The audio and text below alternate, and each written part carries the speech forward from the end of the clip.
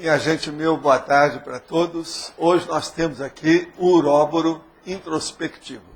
Isso é da autoprospecciologia, quer dizer, da prospecção. A pessoa vê o que ela vai fazer no futuro imediato.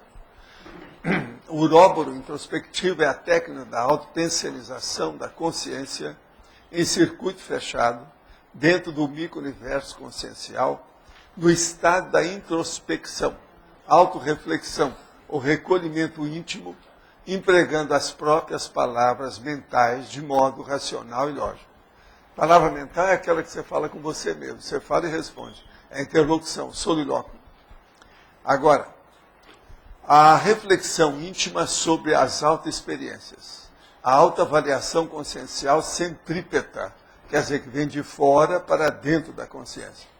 O monólogo autoesclarecedor, o emprego do livre-arbítrio reflexivo, as operações mentais superiores, as introspecções racionais criativas, os elos da corrente de ideias, as reações ideativas em cadeia, o exame subjetivo dos estados de consciência, a observação da vida interior pela própria consciência, o acompanhamento dos próprios processos mentais, o autopensenograma sofisticado. E por aí vai. Eu quero lembrar que nós estudamos a consciência. Ou seja, aqui eu estudo da conscienciologia. Esse tema está bem centrado no processo da intraconscienciologia. Você sabe que a conscienciologia pode ser conscienciologia, intraconscienciologia, extraconscienciologia, policonscienciologia e por aí vai. Agora, nós mostramos aqui na caracterologia 18 ângulos cognitivos da técnica do uróboro introspectivo. E eu peço a vocês para ver com detalhes esses 18 ângulos.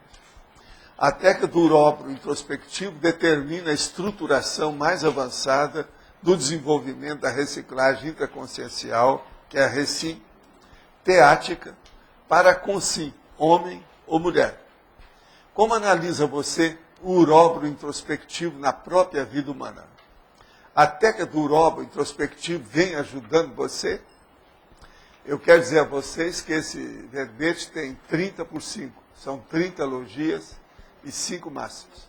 Agora, já tem uma revisão que já foi feita, que é na sinonimologia 04, autorreeducação, tá? Alta reeducação. E também na exemplologia está lá, psiquicamente tem um que está a mais. E depois nós vamos ver se tem mais algum outro. Agora, o mais eu deixo por conta de vocês para a gente estudar, que aqui tem muita coisa para a gente ver. Tudo é um processo de higiene consciencial teática. E é o que a gente precisa mais, porque muita gente ainda não cuida da higiene intraconsciencial. E é um processo que não é só cosmoético, mas é um problema de equilíbrio, de melhoria íntima. E outra coisa, uma pessoa melhora, ela melhora todos que estão em torno dela. Ela melhora o grupo evolutivo. Então isso é muito importante. Agora, respondendo aqui, nós temos algumas perguntinhas. Um deles é de um nosso amigo que é dengoso, ou seja, ele está com suspeita de dengue e pratica tenebres. É uma senhora. Eu quero dizer para nosso amigo o seguinte, não pare com a tenebres. Quando a dengue passar, e ela vai passar, pode escrever o que eu estou falando, olha o horário que eu estou dando. 12h34 do dia 4, né, de março. Você vai sair dessa, não tem nada. Agora, ó, a dengue vai ajudar você. Fica firme, até um certo ponto para você fazer reflexão e melhorar o nível da sua tenebres. Não pare com a sua tenebres, continue. O amparador vai dar mais instruções para você e dar inspiração para o caso. Agora, na página referente ao verbete possessividade, na definologia, aparece a palavra trafar. Não poderia haver a possessividade como trafor? Você mesmo falou sobre a possessividade positiva dos seus óculos. Na exemplologia final, fala em consim vítima possessa, não seria possuída? Eu quero dizer o seguinte, escuta. Nós falamos o verbete exaltando o aspecto doentio da possessividade. É impossível a gente falar de possessividade exaltando o lado positivo. Tem um lado positivo, mas é mínimo. Agora, o processo é a negatividade da possessividade. Se o mundo não tivesse tanta possessividade, não haveria guerra. A maioria das guerras e dos conflitos armados, eles existem por posse. Posse de alguma coisa, quase sempre de terra. Poder. O problema é esse. Outra coisa, possessa e possuída é a pessoa vitimizada. Tudo isso é a mesma coisa. O dicionário tem, é só procurar que você vai ver que isso existe. Uma outra coisa, eu queria dar uma mensagem aqui para o povo do Rio. Olha, como nós estamos falando online, a gente pode falar para o povo, não pode? Eu acho que eu não estou sendo exagerado, não. Então, para o povo do Rio, esse negócio da dengue aí, eu ainda não vi nada do povo falar, e é uma das coisas mais sérias que tem. Eles estão esquecendo do lugar onde tem os martelinhos, que são os mosquitos bravos aí que transmitem a dengue. O problema é calha, é telhado. O povo não fala nisso. É bom olhar as calhas e os telhados das calhas. Não adianta nada consertar só na terra, se em cima do telhado e das calhas está cheio de água, cheio de martelinho. E isso tem nas melhores famílias por todo lado. Geralmente telhado e calhas são as últimas coisas que são vistas. De modo que eu quero chamar a atenção para isso, que eu já estive no Rio, já vivi lá mais a maior parte da minha vida, e sei como é que é o Rio. Está cheio de martelinho nas calhas e telhados dos cariocas. Abre o olho com isso. É a água empoçada. Choveu, dá força para eles. É igualzinho piscina que não é tratado. Lá está assim, ó. Tem um monte de piscina que eu também conheci e que a gente teve que combater isso lá no Rio. Eu mesmo fiz campanha há muito tempo sobre o processo da dengue no Rio. De modo que agora que está, para mim, é a maior praga que já aconteceu no Brasil desde que eu estou vivo. É esse dengue do Rio de Janeiro. Isso aí é muito maior do que a gente está pensando. Isso é uma peste, é uma praga, é uma epidemia braba. Então, veja, calhas, telhados, água empoçada, lá em cima, ó, no cucuruto, no telhado, na cabeça das pessoas. Abra o olho com isso, porque não adianta consertar só aqui se os mosquitos ficam lá em cima. Olha bem isso. Uma outra coisa, está aqui no jornal, que é uma parte séria aqui, do jornal aqui no nosso, que é o Globo, falando sobre a ciência refém do marketing. O assédio dos propagandistas começa na escola de medicina. A indústria faz gerenciamento fantástico de artigos científicos. Revistas lutam contra a violação de princípios internacionais. Marketing da doença estimula hipocondria e cria dependência. Lucratividade supera bancos e só perde para petrolíferas. Então, na contramão, o Brasil está condenado à velha ciência. Busca de autonomia individual é a única arma contra a manipulação. De modo, gente, vamos olhar bem, tem um método antimarketológico de avaliar um medicamento. Olha bem isso, principalmente os profissionais da área da saúde. Olha bem a situação, porque está criando problema. Quem quiser é só ver. É o Globo, página 39, do dia 30 de março. Vale a pena ver uma página inteira do Globo. Outra coisa que eu quero chamar a atenção aqui, ó, meia página do Estado de São Paulo, do dia 27 de março. Empresas limitam o uso de eletrônicos. Para evitar distração, companhias instituem reuniões laptopless. Quer dizer, sem laptop, não pode entrar com laptop. Sem computadores, sem Blackberries e sem celulares. Eu estou de pleno acordo, vocês já viram que eu já falei isso aqui. Conforme certas reuniões que eu tenho, pessoal, todo mundo deixa os aparelhos tudo lá fora. Entra aqui com o único aparelho que presta, o melhor deles, mais ou menos, né? Chama-se cérebro. Agora, então, veja, em uma empresa, celulares são colocados em caixa durante a reunião. É uma caixa estranca, para ninguém abrir. Tá certo? E é lógico, é colocar desativado, porque se fizer barulho, deve jogar a caixa fora. Então, olha, o negócio é esse, reuniões laptopless, quer dizer, sem laptop, sem computadores, sem Blackberries, sem celulares. Uma vez me perguntaram, qual a diferença de reunião com a tertúlia? Eu falei assim, na tertúlia nós debatemos e o povo usa laptop, celular e tudo para a gente discutir. Mas agora, numa reunião que vai discutir as coisas, não deve ter laptop. No fim, é que a pessoa pega o celular, etc., para comunicar tudo que foi resolvido. Mas durante a reunião não deve ter, não. Se te interessa, esse também vale a pena como notícia. Agora, outra coisa que eu queria falar para vocês. Vocês lembram do meu amigo, o nosso professor e filósofo Fídias Teles, que esteve aqui falando conosco. Então eu quero anunciar, pela primeira vez, que eles ainda não sabem disso, que vai sair o 9º livro dele, e ele me pediu para fazer a orelha do livro. Eu vou ler para vocês, mais ou menos, o texto que eu estou escrevendo para fazer a orelha dele, se vocês estão de acordo, a orelha do livro. O livro chama O Brilho Cósmico dos Vivos e dos Mortos. Daí ele fala até de livros nossos, fala de coisas sobre consciência, etc. Então, a orelha é essa. Esta é a 9ª obra escrita da lavra erudita do eminente filósofo e professor emérito Fídias Teles, desta vez abordando temas ainda mais transcendentais sobre as especulações prioritárias para manter o bem-estar da humanidade.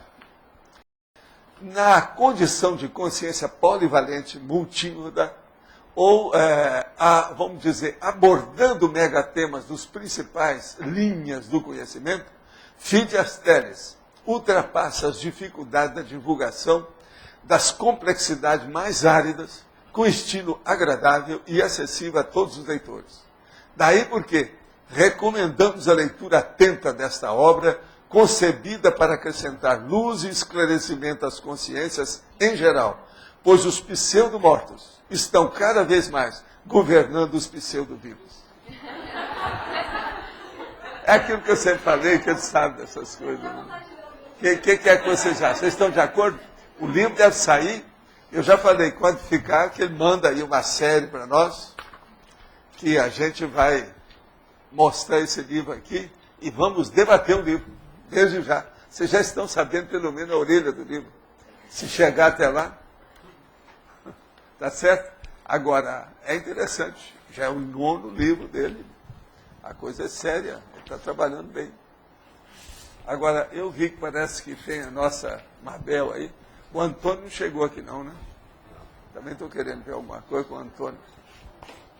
Agora, o mais, nós estamos no uróboro introspectivo. Professor Walter, Tá certo? Sim. Durante esse uróboro, o amparador pode sugerir alguma ideia ou isso a pessoa está bem fechada? Olha, assim, é inevitável que quando a pessoa se predispõe para algum processo retrospectivo ou de sofisticado, de solilóquio, de recolhimento íntimo, é a hora que às vezes ela permite que o amparador possa servir de Espírito Santo de orelha ou de comendador Ventura para instilar alguma ideia através do ouvido da pessoa. Às vezes é uma saída. Isso tudo é possível. É tanto que uma boa coisa para a pessoa fazer isso é ela ir, por exemplo, ao laboratório. Por exemplo, pensenologia, para fazer o uróboro. Porque o uróboro é um processo, você percebeu bem aí o que está escrito. Ele vai e volta. Agora, ó, na técnica do estado vibracional tem o uróboro, né? Você sabe o nome que eu dou, né? Circuito fechado. Lá no... Vocês podem olhar a técnica, como é que eu já escrevi. Está aqui na parafatologia. Pois é.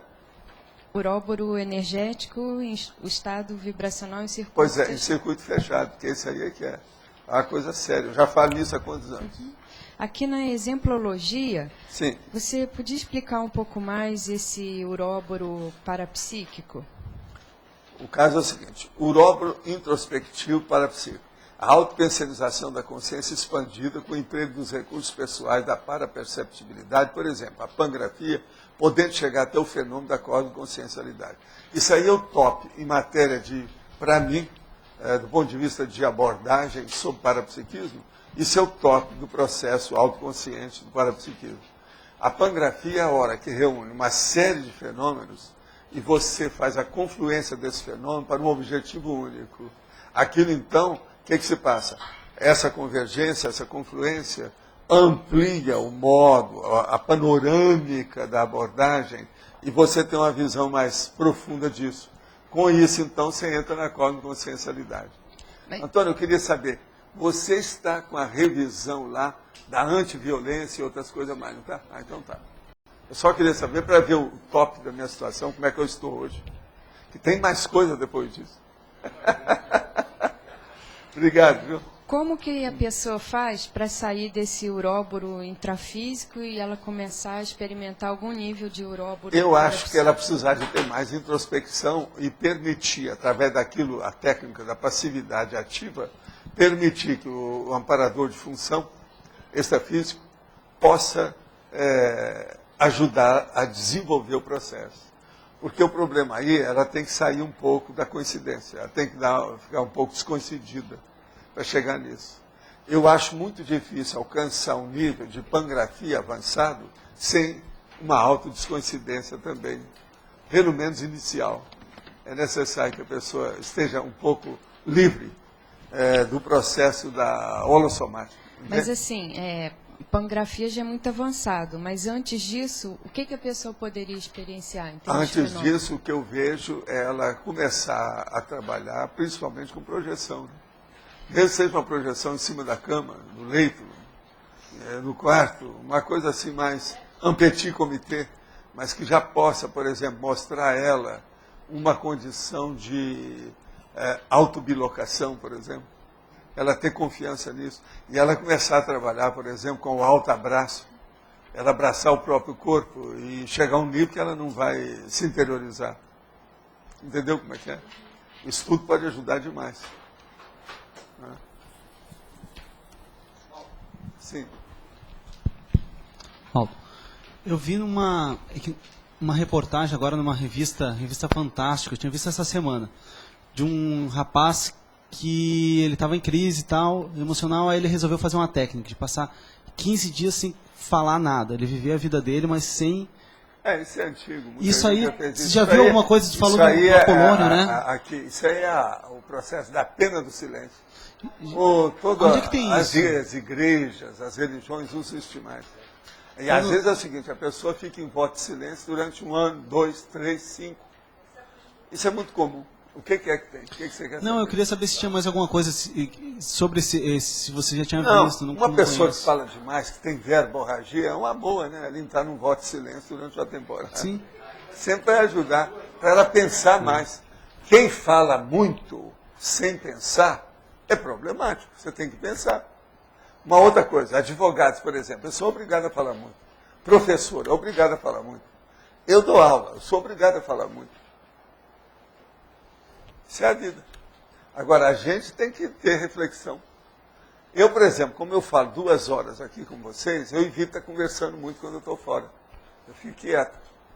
Por causa dos pilares da glote. Eu estou defendendo o meu mecanismo vocal. É a vida. Então, até pelo processo fisiológico do corpo humano, o mecanismo da voz, vale a pena, né? A pessoa, de vez em quando, parar. Ela só lucra com isso. A gente não deve deixar que uma coisa conduza a gente sem você raciocinar. De vez em quando é bom. Stop. Parem. Vamos pensar. Vamos refletir sobre o assunto. Às vezes vale a pena. Pensa nisso. Né?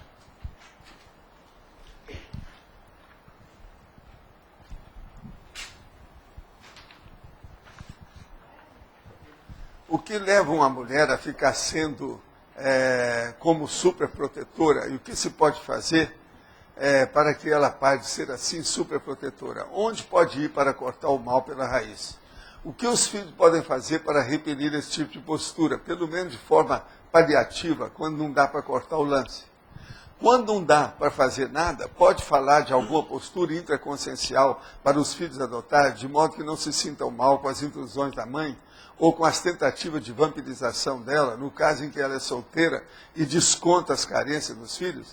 A primeira coisa é o seguinte: arranjar algum livro e pedir para a mamãe ler um pouco. Mas primeiro você dá um livro que você leu antes, para depois você discutir com ela. E melhorar o nível intelectual, o nível de absorção de ideias, para fazer aquilo que nós chamamos de reciclagem. Agora, a reciclagem melhor para uma senhora dessa é através da intelectualidade, ou seja, o modo dela pensar. Para isso tem que dar um livro bem suave, de mamãe, ela vai gostar, e mostrar, até chegar a um ponto que você possa dar um livro e discutir com ela o que é a superproteção. Aí você pega que hoje tem grandes obras de psicologia sobre o processo da superproteção. E isso é o melhor que se tem. Outra coisa, se são vários filhos, seria bom dar um pega, fazer uma cariação da mamãe. Junta os 3 filhos e suavemente façam, por exemplo, presente, ver o que ela gosta, qual tipo de pulseira, de colar, o vestido que ela gosta, ou um mantô, alguma coisa que vai ajudá-la. E escolha um dia específico para fazer um pega nela. E vocês vão então fazer o quê? Exaltá-la dentro de todos os filhos reunidos, de surpresa. Igual aquela surpresa de filme americano, que apaga a luz e o cara entra e está lá aquele monte de gente. Então o ideal é isso. E naquele dia, então, falar umas coisas para ela. Sobre superproteção. O que vocês acham da superproteção? A mamãe tem superproteção? Por que tem? Faz uma cariação assim, suave. Un petit comité, para começar a situação. E pouco a pouco ela vai ver. Um dos filhos, talvez o mais velho, primogênito, se tiver uns 2 ou 3, ele deve chegar e os outros falar para a senhora: mamãe, a senhora nos deu tudo. Deu a vida, deu os estudos, ofereceu tudo para a gente. Então a primeira coisa que nós queremos tirar a partir disso é ajudar também a nós e a senhora.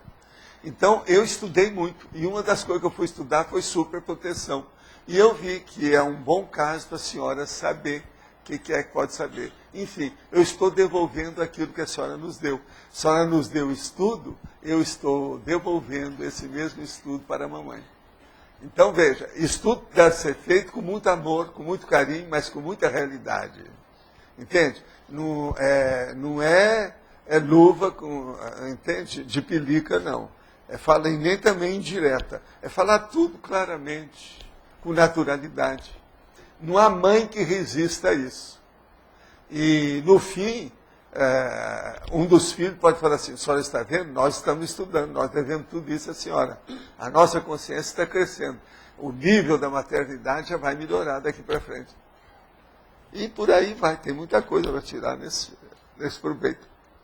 Agora, se é um só que faz isso, é bom ele reunir o resto da família que goste dela. A irmã, a tia dele, tal, uma coisa qualquer nesse sentido, e fazer, para mostrar o processo. E outra coisa, de cara, deve minimizar, não mostrar que a superproteção é uma patologia, mas dizer que ela é assim, que ela é excessiva, que ela, se não quiser, vai fazer igual aquela piada, que o diabo consertou tanto o nariz do filho que acabou furando o nariz do filho. Então ele ficou sem nariz.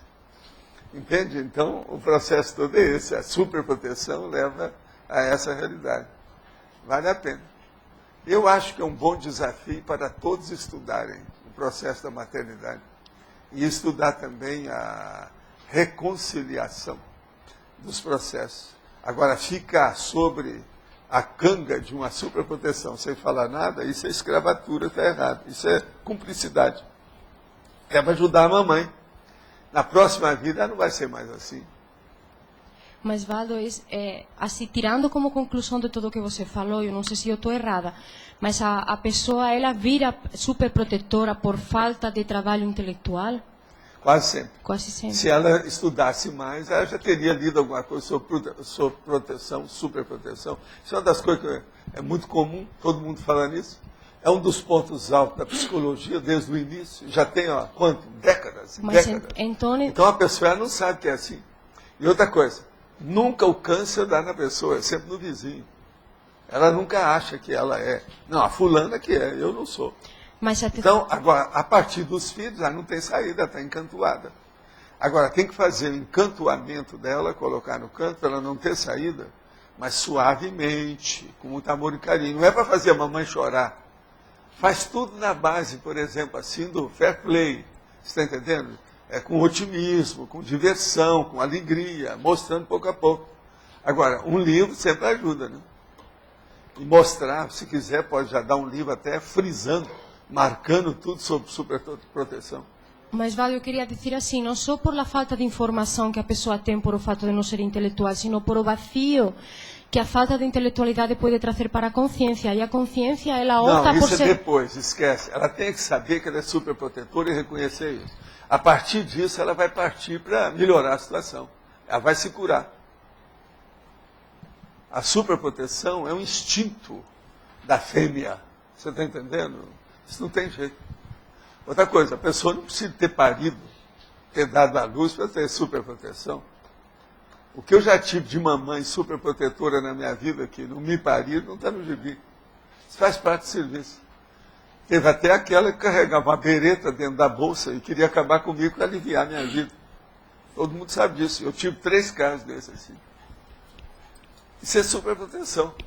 Assediada, louca, pirada, esquizofrênica, patológica. Tá certo? Essas coisas existem. Valdo, a fatologia a 6ª linha, Sim. se podia explicar autopensenograma sofisticado? O autopensenograma sofisticado é quando a pessoa começa a ver o que é que ela enseniza, o que é que ela raciocina, o que é que ela pensa, o que é que ela reflete. Quais são os seus pensamentos? Então ela estabelece o pensenograma. Ela faz o quadro disso, de tudo que ela tem. Agora, ela sofistica, ela leva até as últimas consequências. Agora, Então, isso- por exemplo, uma das perguntas cretinas é essa. Essa semana, o meu pensenograma foi baseado em qual tema? Esse tema foi patológico ou positivo? Esse tema ele foi de generosidade ou foi de, vamos dizer, belicismo? Belicismo é quando a pessoa pensa contra a outra. Generosidade é quando ela quer ajudar os outros. Então, por exemplo, os meus pensamentos básicos, eles são, hoje, manifestos, na maior parte do tempo, de maneira positiva a favor dos outros ou de maneira negativa contra os outros. Agora, isso se liga na 9ª linha, agenda de autorreflexões. O autopensenograma tem a ver com isso, fazer uma agenda disso? Sim, a agenda de autorreflexões, depois a pessoa faz com calma. Mas Daí ela pode partir para alguma coisa e colocar no laptop. Mas estou dizendo, essa agenda eu posso fazer visando o autopensenograma. Já desde já não. Se você não tem nada, nunca pensou nisso. Nós estamos falando aqui, tem gente que nunca viu nem sabe o que é esse pensenograma. Então, tem que começar a se mexer Agora, no laptop. se podia explicar direito. Eu tenho um pensene básico durante o dia ou durante a semana, sei lá. Aquilo que eu anoto o que é básico, né, que se você Pois diz. é, agora você, com o tempo, você vai sofisticando mais aquela condição. Vai aumentando o nível. Aumentando o nível, cada vez mais. Você enriquece tudo e vai ajudar muito você. Agora, a caracterologia, o número 9, Sim. é urobórico solilóquico. Circuito urobórico solilóquico. Aí você quis realçar. Aí eu quero realçar que a pessoa que fica com ideia fixa, às vezes, precisa ter cuidado com isso. É uma ideia que não sai dali, está só pensando naquilo. É uma ideia única. Porque É o chamado pensamento único das pessoas que são, vamos dizer, no caso, totalmente enroladas por alguma coisa. Quase sempre ela tem uma lavagem cerebral, ou ela, entende, ela está hipnotizada por algum processo ideológico.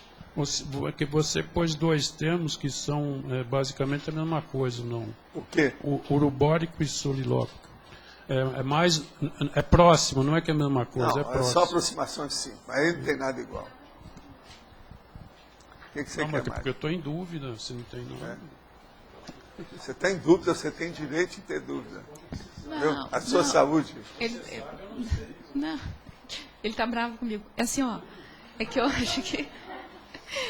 É que eu falei alto, é que o urobórico é ficar rodando, né? E o solilóquio é ficar sozinho nisso. Você pode fazer isso em grupo, pode fazer isso não sozinho. Agora, o solilóquio é o Entendeu? pensamento Isso da aqui é própria você pessoa. ficar rodando sozinho. Agora aqui, esse aqui, o circuito urobórico solilóquio, é o clássico da pessoa, mas quase sempre é preciso ter cuidado, porque a pessoa às vezes está com a ideia fixa.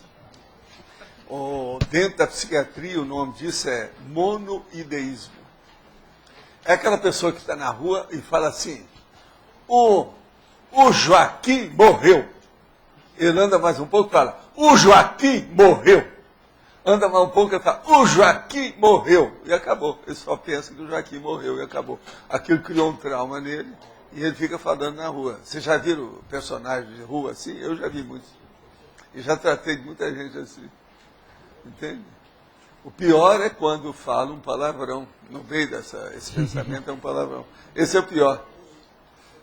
Aí as mamães tiram os meninos tudo da roda. Solilóquio? Não.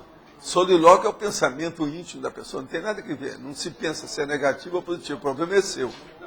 Agora, o que eu quero chamar aqui é o seguinte: circuito urobórico solilóquio. Isso é praticamente o sinônimo, você está entendendo, do uróboro introspectivo. É um sinônimo. Agora, o que eu quero dizer aí, chamei a atenção, eu divido o problema da ideia fixa, o monoideísmo.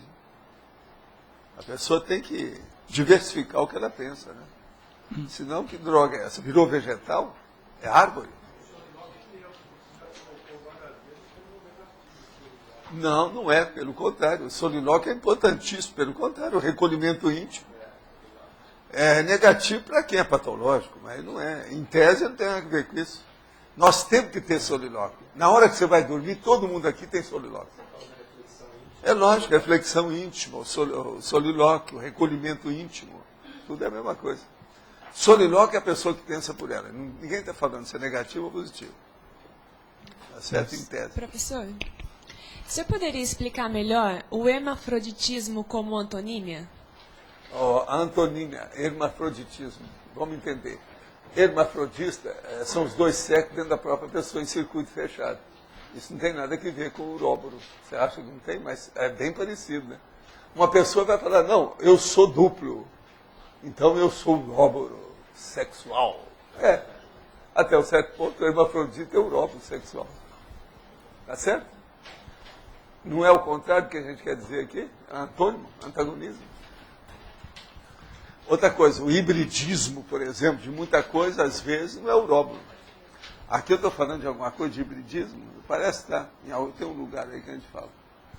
O hibridismo tem todo tipo, eu preciso de ver como é que é. A hora que junta o lado esquerdo com o lado direito da pessoa, a bilateralidade fica mono. Valdo, e o circumpensênio, o monoideísmo, essa condição? Por que você não deu nenhum exemplo nesse sentido? Do autoassédio, do circumpensênio? Porque não adianta, o uróboro aqui que eu quero chamar a atenção mesmo, mais séria, sobre esse aspecto. Mas aqui ele é neutro. Ele é neutro, quer dizer, ele é ambivalente. O negócio é a pessoa pensar. Que ela está pensando o tempo todo, ela viaja no mundo inteiro pelo pensamento e não sai do lugar. Então o uróboro introspectivo é pior do que a esteira aeróbica. O uróboro é uma Porque dinâmica. Porque não tem nem movimento, a pessoa só pensa. Ele é uma dinâmica. É uma dinâmica mais forte que tem. Mas, agora, quando ela Aqui, é doentia... o uróboro mata. O uróboro mata. Presta atenção, o uróboro introspectivo pode matar uma pessoa. Pode. Tanto aquele que Só começar a demais, pensar mal, milhões de então, coisas, a pessoa deixa de comer, deixa de dormir, e daí a pouco a falência dos órgãos é a morte. Isso é suicídio. Isso é você, uróboro. apesar de ser um tema neutro, você quis enfatizar mais o aspecto sadio. O aspecto Porque aqui só sadio, tem sabe por quê? uma referência. Ninguém nunca pensou, até agora eu não vi ninguém que tivesse escrito uróboro introspectivo. Não, isso não Só tem. pensa em outra coisa. Pensa na menina, por exemplo, que roda no relógio e na caixa de música, que não sai do lugar. Eu mesmo já expliquei isso. Pensa no hamster que fica rodando e não sai. Isso tudo é uróboro. Entende?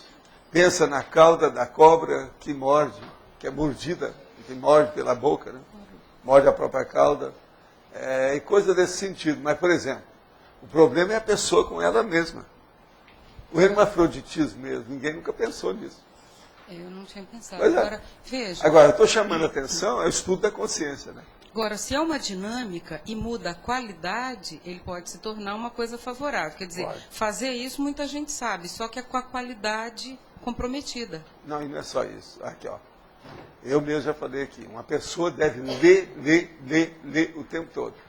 Mas ela tem que ter muito mais reflexão de tudo que ela leu. Por isso que você Então é pôs- mais importante a pessoa colocar o pensador na frente do leitor, Por isso que você pôs o autodidatismo sem paixões? sem paixões. É isso aí. Autodidate. Agora, você está vendo, eu às vezes pego ângulos que são inéditos, inauditos, que o povo, coisas originais, que o povo não viu. Aparentemente ninguém viu aquilo. Outros você fala, ninguém dá valor, porque é tão desimportante para eles. Mas não é. Didaticamente tem sua razão. E deixa o povo reclamar. Entende? Uma coisa, ninguém pode falar que a gente não é criativo.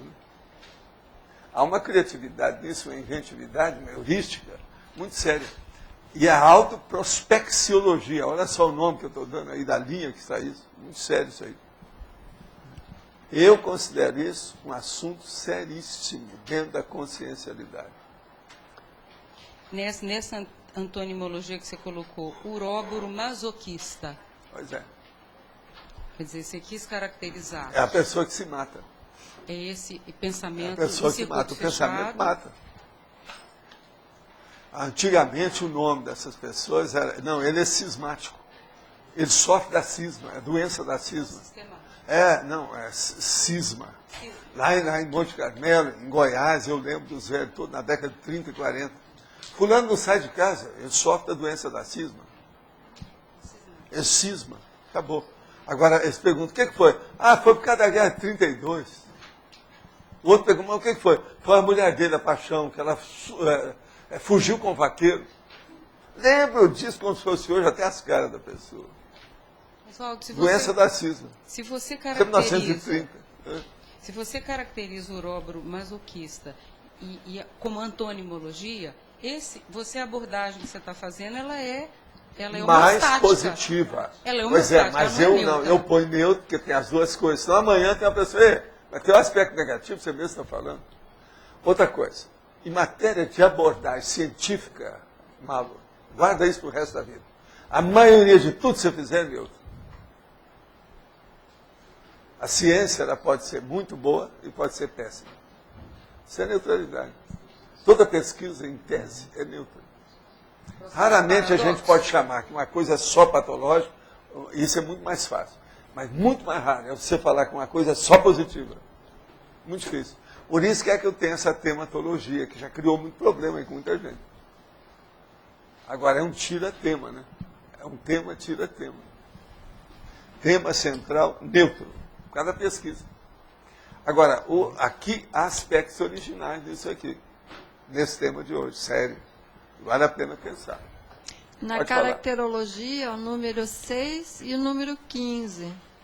3. Autocrítica com 6. Então, autorrastreamento intrapensênico. E depois, pensenização do modo de autopensenizar. Olha aqui, o autorrastreamento, você vai ver a sua bagagem de pensamento. O que você tem? Qual é o seu, entende, repositório de ideias? Agora, no outro, a pensenização do modo de autopensenizar é a técnica de você pensar. Você é uma pessoa que sabe tecnicamente pensenizar ou não? Você já pensou em aplicar técnica também no ato de pensar? Seria a autoacariação, a autorreeducação? É mais do que isso, às vezes. É auto-striptease. Yes. Professor, isso é autoconscienciometria pura. isso dentro desse item mesmo, o 15. Além da, por exemplo, a técnica da confrontação, da própria de sobrepairar, por exemplo, os assuntos, procurar ver de fora, ver por outros ângulos. É você pensar que você é uma consciex, não uma consci, que você já dessomou. Exato. Pensar que você tem só mais um ano de vida. Pensar que o seu corpo vai morrer daqui 5 minutos. Que você tem que cuidar dele. Pensar que a sua vida, você vai chegar a 1000 anos. Você é um Matusalém. Tudo isso é técnica. Para a pessoa se ver dentro do processo. Agora, o uróboro envolve todas essas técnicas. Esse uróboro introspectivo. Tem alguma dessas técnicas que você destacaria mais? Uma coisa que eu quero falar para vocês claramente. Essa expressão uróboro introspectivo veio para ficar. É a primeira vez que eu publico isso. Mas isso veio para ficar. Pode guardar o que eu estou falando. Isso vai me ajudar na próxima vida. Essa máquina. Entende? É coisa séria. Ela abrange. Pensa. Ela reúne toda a base. O que é que você tem de importante que não entra nisso? Me fala qualquer coisa. O que é que você cogita? Qual o seu interesse? As principais técnicas da conscienciologia estão aí, né? Não adianta vir me falar que a pessoa, um homem ou uma mulher, é um gênio. Eu quero saber o seguinte, qual a qualidade do uróboro introspectivo dela? Se você me der, acabou. Por exemplo, autoconscienciometria, tudo baseado nisso. Lá no conscienciograma, tem uma opção dessas ideias, tudo espalhada de diversos aspectos. São nuances do processo. Aqui não. Aqui a gente está falando com o pingo em cima dos is. Posso falar? Valdo, então, para chegar nesse uróboro introspectivo, a pessoa precisa ter uma certa facilidade, um jogo de cintura para fixar o pensamento em algo, mergulhar naquilo. Então, eu posso usar como antonimologia que a labilidade parapsíquica é o contrário disso? A labilidade? É, igual você pôs a labilidade emocional? Não, aqui, não é. Não é bem, é igual. Pelo seguinte, uma pessoa ela pode ter uma labilidade parapsíquica dentro do uróboro. Sadia. Não, dentro do uróboro, isso faz parte do serviço. Não pode sair disso. Por que você pôs, então, que a estabilidade emocional é... A estabilidade emocional é uma droga. Não, se uma pessoa tem o contrário. estabilidade emocional, não tem uróboro positivo. Não tem uróboro positivo com estabilidade emocional. Não tem. A A labilidade... pessoa pensa, e como é que fica? Agora, a labilidade parapsíquica é outra coisa. Eu tenho, por exemplo, veja bem, eu posso ter dentro do uróboro um processo de cosmoconsciência. Pode. Posso ter isso que nós estamos falando aqui, que é a pangrafia, aqueles fenômenos tudo simultaneamente. E eu sei distinguir tudo e usar aquilo tudo ao mesmo tempo. Então, a labilidade parapsíquica é um tema neutro? Labilidade depende. Mas pode ser. Como? Pode ser. Pode ser. Pode Neutro. ser. Agora, o problema todo é o seguinte, a pangrafia, ela pode ser negativa. Pode. Sim, senhores. Gente, pangrafia é a pessoa que capta a realidade multidimensional através de 10 fenômenos. Isso pode ser negativo, pode ser positivo. Vocês acham que mega assediador não tem pangrafia? É bem possível. Pangrafia de pobre, do modo dele. Está entendendo? Mas deve ter. Por que não? Pensa em grande. A pessoa às vezes conquista uma coisa e acha que é só ela que pode ter aquilo naquele nível. Não é. A vida não é assim. A consciência ela é multimoda. Ela é multifacetada, ela é polivalente, ela é versátil. Ela tem o processo do poliédrico. Valdo, eu tenho tentado iniciar uma agenda das minhas coisas, né, que eu tenho que colocar em dia, e tenho encontrado dificuldade de disciplina. E me diz uma coisa, você teria alguma dica, alguma... Autoconscienciograma. Pega o conscienciograma e vai em frente. Destrincha o conscienciograma. Picote ele todo com você. Vê onde você está no conscienciograma. Lá tem 2.000 questões. Examina você. Eu estou fazendo recente. Separa e coloca no computador depois. Ó, essas eu domino. Essas aqui eu preciso fazer força. Estou no meio. Essas outras eu não posso nem pensar ainda. Eu não dou conta. Porque o conscienciograma tem desde o pré-serenão ao serenão lá dentro. As primeiras perguntas, os primeiros números da página da esquerda, é tudo inferiores. Quando chegam os últimos números da página da direita, é tudo de serenão, mais ou menos. Então, problemão. Agora, você aqui, ó, a maioria de nós estamos no meio. Nós temos de 6 a 10 e depois de 11 a 15, em geral. Essas a gente está mais ou menos navegando por aí. O conscienciograma é tudo baseado nisso. São as folhas de avaliação. Tudo lá é de caso pensado. Eu demorei 22 anos para fazer o conscienciograma. Tem que pensar bem. Está cheio de coisa nas entrelinhas, e uma com relação com a outra, etc. E lá não tem palavra nenhuma a mais. Foi tudo estudado. Mas é difícil.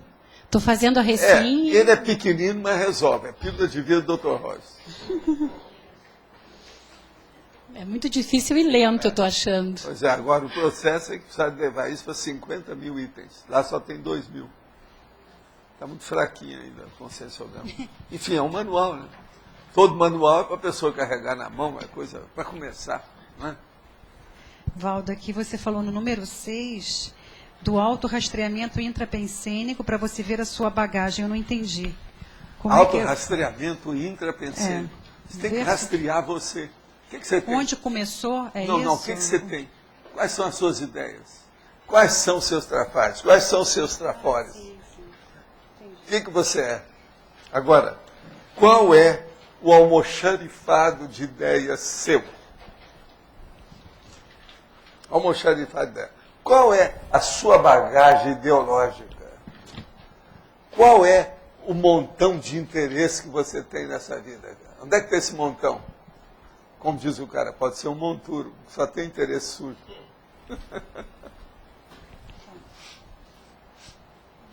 Professor Valdo, Sim. aqui na fatologia, na penúltima linha, tem a agenda de autorreflexões.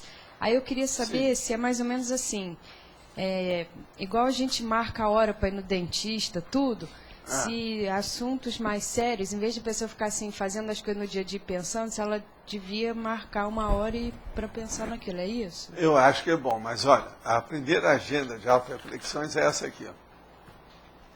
Pendências. Eu não coloquei pendentes, não. Eu coloquei pendência. Eu tenho um monte de coisa aqui para fazer. Mas isso é para resolver, né? Assim, que aí vai na rua, resolver, vai mas aqui ó, tem coisa que é até o fim do ano. Aqui tem uma que é até 2011.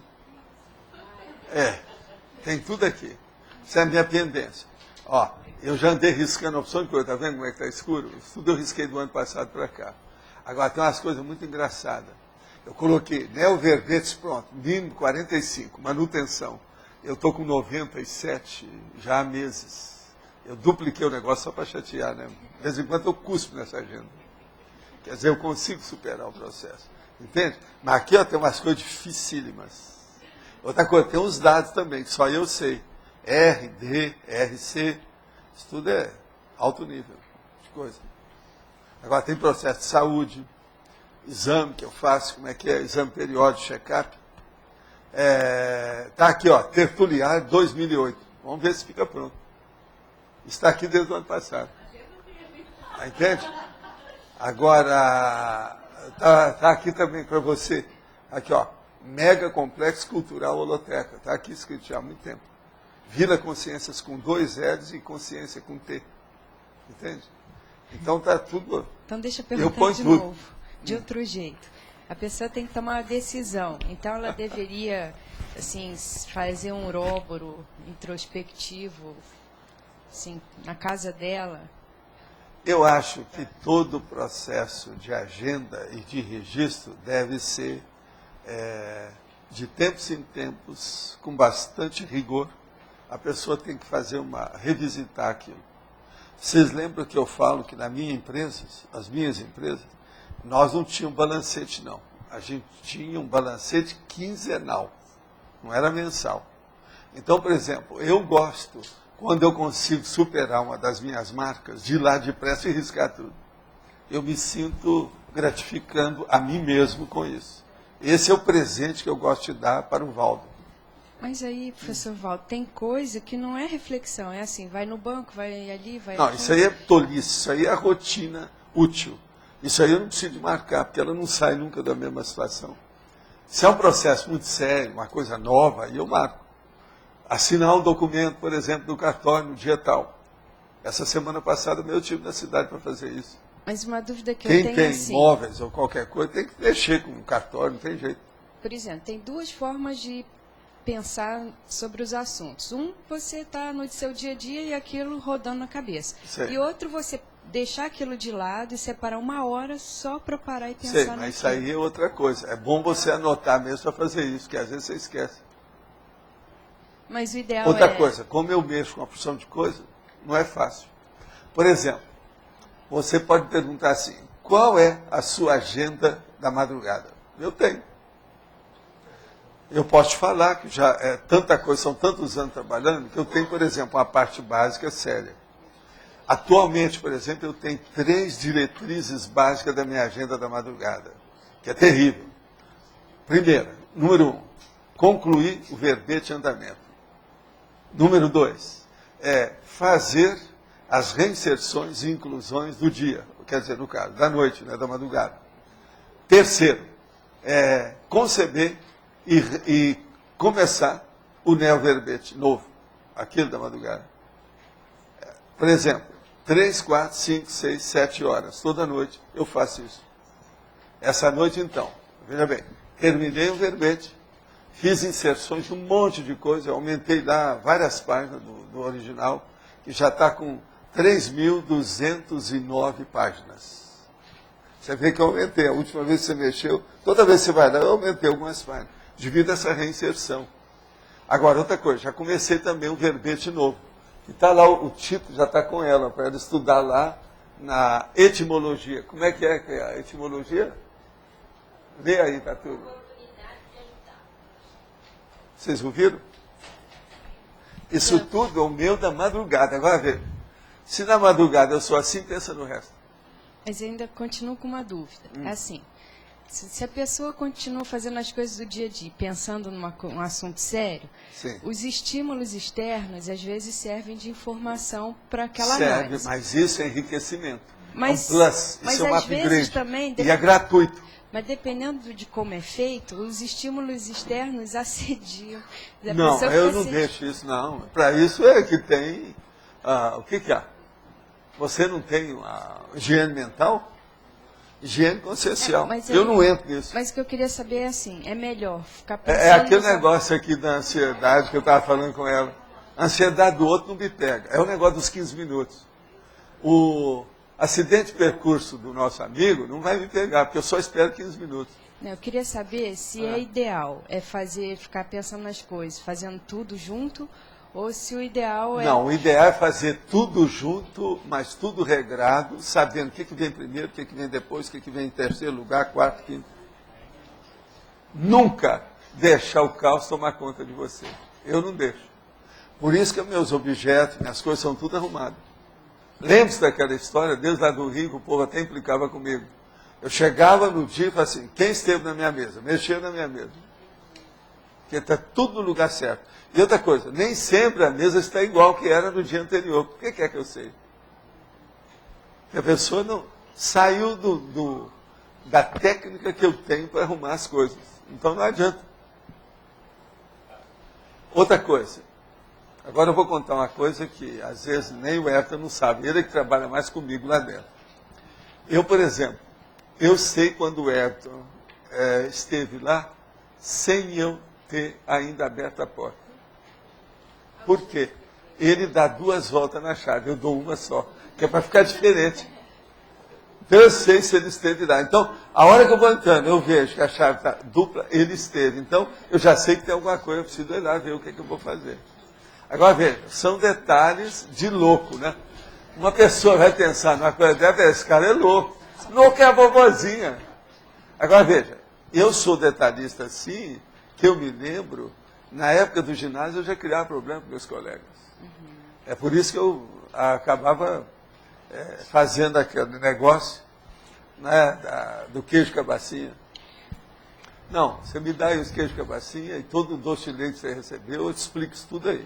Vão passar várias horas e eu vou te explicar tudo. Eles me pagavam, não precisava de dinheiro, era comida, porque eu morria de fome. Adolescente, sem dinheiro, sem nada, uma situação precária. Você colocava o dedo, eu comia o dedo seu. Professor Valdo, aqui na sinonimologia, número 10, você podia explicar essa omnicognitivo? Por que omnicognitivo? Deixa eu ver onde é que está, o número 10. É técnica da autodesassedialidade. Desassedialidade omnicognitiva. Ela é omnicognitiva pelo seguinte, quem é que entende mais você dentro do seu nível evolutivo? É só você. Para entender mais você, tem que ser gente acima do seu nível evolutivo. Então, veja, a omnicognição, ela só existe também se você começar a pensar a respeito da Kátia. Não pode esperar pensar sobre a Sebastiana, ou o Manuelzinho, ou qualquer coisa. É a Kátia. Então, acabou. Omni é tudo. É urbi et orbi. Dentro daquilo, uróboro. Então seria o uróboro cósmico do micro-universo consciencial. O que você acha? É isso. Estou dando um resumo. Valdo, você falou que o que interessa para você de uma pessoa é como é que eu sou uróboro, né? Uróboro. Uróboro, eu não consigo. Uróboro. Não, tá. consegue sim. Uróboro. Uróboro. O ó, aqui, uró. Uróboro. Tá. Eu queria saber Não se... é uroboba, não. É uróboro. Tá certo? Bom, vamos no que... Isso é detalhe, vamos no que interessa. Se não travo, não consigo fazer a pergunta. Tem o urobobo aí. Uróboro. Tá certo. Então a gente poderia considerar o uróboro como um sinônimo da ficha evolutiva? Não. Não. Não é bem isso. Uma coisa e o outro é outra coisa. Não, eu sei que são diferentes. Uma coisa é outra coisa é outra coisa. Não, eu sei que são diferentes, mas quando você falou assim, o que interessa para mim... De interesse, tem, mas não é a mesma coisa. Tá certo? Oba, você tá bom? Você tá boa? É preciso de dar Aqui, ó, tem uma lei aqui do... Tem que pagar para pegar o microfone. Você falou que o uróboro cósmico introspectivo, ele seria a mesma coisa que a cosmoconsciência? Até um certo ponto, eu já falei isso aqui antes. Ah, já? Agora, o caminho, é que eu tô chegando agora. O caminho é chegar para a pangrafia. Uhum. Pangrafia que leva a isso. Tá bom. Tá certo? Valdo. Estou gostando de ver você aqui toda cheia de vida. Está cheia de energia. Cheia de energia. Viva Belo Horizonte. Valdo. Mas olha, quem é agora? Você? O uróboro introspectivo, ele não precisa ser necessariamente criativo, ele pode não ser criativo. Às vezes não. Ele é apenas, vamos dizer assim, mantenedor da rotina. Tá, agora, qual é o elemento que entra que transforma o uróboro introspectivo num processo heurístico? A criatividade, a originalidade, a reciclagem. A situação mais séria é ressex. Ressex. No caso, é recínio. Tá. Porque tem um elemento que entra e tem muda lógica, o resultado. Né? Não, então eu noto. É o fator incidente mais sério. Porque a gente percebe que tem gente com facilidade para fazer o uróboro introspectivo, mas não sai nada de novo, é sempre a mesmice da repetição e outra do igual. coisa, e é isso que lá, depois de um certo tempo, há um desgaste neurocortical, a situação toda lá, cortical, e a pessoa entra na ideia fixa. Mas então, você está só segurando ou vai falar? Não, vou falar. Então vai em frente. Uma pessoa que ela é projetor consciente, mas ela é inconsciente ao mesmo tempo. Então, ela tem a experiência, a prática 99%, só que ela ainda não chegou na teoria. Ela nunca leu sobre o assunto, ela nunca... Qual o conselho que o senhor daria para ela? Ela é empírica primária, elementar, rudimentar. É isso? Enfim, uma amadora. Ela tem que virar profissional. Então, ela vai ter que ser... aquilo que mas a pessoa tem facilidade. Ela sai do corpo, entra do corpo, tem chama. Memória, tudo. Sim. Isso não... Não resolve nada. Uma outra coisa. Quando a pessoa tem uma projetabilidade lúcida, avançada, ela tem a teática naturalmente. Porque ela vai procurar estudar. Mesmo que ela tenha uma experiência espontânea, instintiva dela, ela vai procurar, não, alguém já estudou isso. Ela vai na internet, ela vai ver quem é que já estudou, quem é que tem um tratado sobre isso, o outro que tem um manual, o outro que tem uma técnica. Ela vai ler. E você sabe, tem milhares de volumes hoje sobre esse assunto. Então, a própria projetabilidade lúcida faz a reciclagem íntima da pessoa. Exige. Ela pondera, ela faz força, ela tensiona. Entende? Então a dinâmica muda. Do modo de pensar, o modo de abordar, o enfoque que a pessoa tem. Não dá para uma pessoa, entende, que sai do corpo com lucidez, ter a mesma vida que ela teve ontem. O amanhã vai ser diferente. Se é a mesma pamaceira, é porque ela não teve nada. Se é a mesma mesmice, é porque ela não teve nada. Aquilo é conversa fiada, é ilusão, é imaginação. É ela consigo mesma, a intoxicação. Entende? Professor, a pessoa que faz TENEPS e faz o uróboro introspectivo durante a TENEPS, isso é positivo? Todo mundo faz. Senão ele está perdido. Como é que ele vai entrar em contato, a homem ou a mulher, com a amparadora ou amparadora extrafísica de função? Tem que ter. Sem reflexão, não tem jeito. Sem introspecção, para entrar no contrato, não dá. O autoparapsiquismo exige que a pessoa equilibre a intraconsciencialidade. O mecanismo universo consciencial. Aquele, entendeu? E aí, quando ela chega num estágio mais avançado, já está chegando na UFIEX. Ela continua fazendo esse uróboro? Não, aquilo já fica mais do que normal. A pessoa já tem uma telepatia espontânea com o amparador. Já sabe tudo o que é, a hora que veio, a hora que não veio, a hora que ligou, a hora que não ligou. O telefone, praticamente, ele está sempre ligado, nunca desliga. E aí ela consegue ter uma condição mais otimizada de passividade? Não, isso tudo já está superado. Já Ela aí foi. está pensando em outras coisas, bem mais avançadas lá na frente. Isso tudo aí é do início, do princípio, do começo. Pois tudo isso supera. A pessoa já tem tantas coordenadas que ela tem que pensar em coisas tão maiores, mais amplas, com mais interesse, com outras consciências que não pensa nisso. Então é o caminho da UFIEX. A UFIEX, ela é inevitável. Uma pessoa vai crescer da tal maneira que o processo da vida humana fica pequeno. Não tem mais jeito. Tem que fazer um adicional. Entendeu? Um plus. É um pós-fácil. É um extra. Tem vários nomes para isso, né? Os anexos à vida humana. É um anexo. O FIEX é um anexo permanente. Agora é uma coisa de doido. Eu, por exemplo, eu acho que pode existir gente que pode ter o FIEX, mas não tem porquê. O trabalho intrafísico da pessoa ainda não permite que ela faça isso. Porque senão ela se desliga do essencial. A ProEx dela, às vezes, está muito ligada ao processo físico. Entendeu? Eu já encontrei gente. Assim, essa pessoa aí tem capacidade para isso, mas eles não deixam. Às vezes, nenhum amparador não quer que isso aconteça. Então, é a vida. Precisa de ver como é que isso funciona. Cada um tem a sua necessidade, né? Valdo, aqui na fatologia, na quarta linha,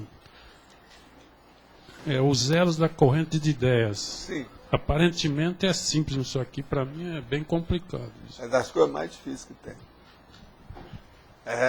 Eu acho muito difícil a pessoa ter esses elos bem fixados, sem registro. Ela tem que registrar, porque senão ela se perde. Principalmente quando as ideias se dilatam, quando elas se expandem. Quem tem muita ideia tem que arranjar. Olha, a minha técnica que eu falo para todo mundo é isso aqui, ó.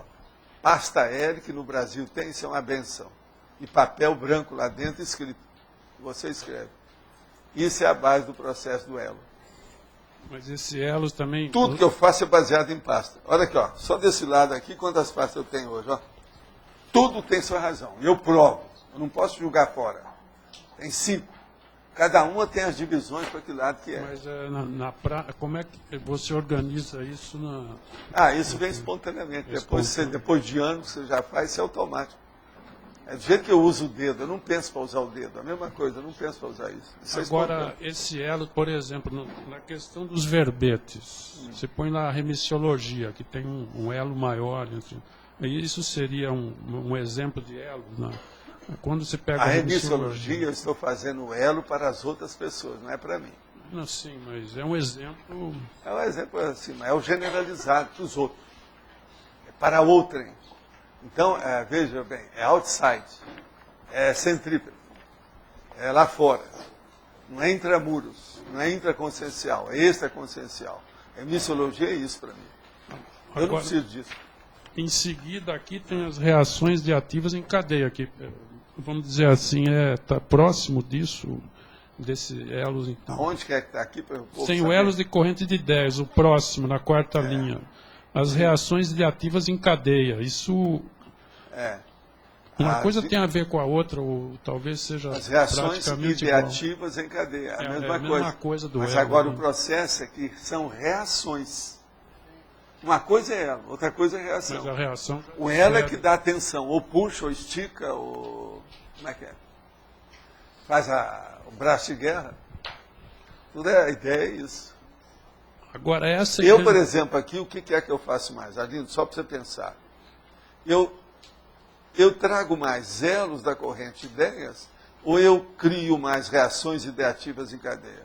Acho que mais reações. Mais reação o tempo todo. Se eu não fizesse reações, vocês não perguntariam, porque não interessaria. Seria uma pasmaceira. É a mesmice, não tem novidade. Agora, a hora que eu mexo com vocês, eu explicasse com vocês, vocês perguntam. A Amado já falou 2 vezes. Ela lá já falou, já teve gente aqui. Você já acho que é a 3ª vez que você fala hoje.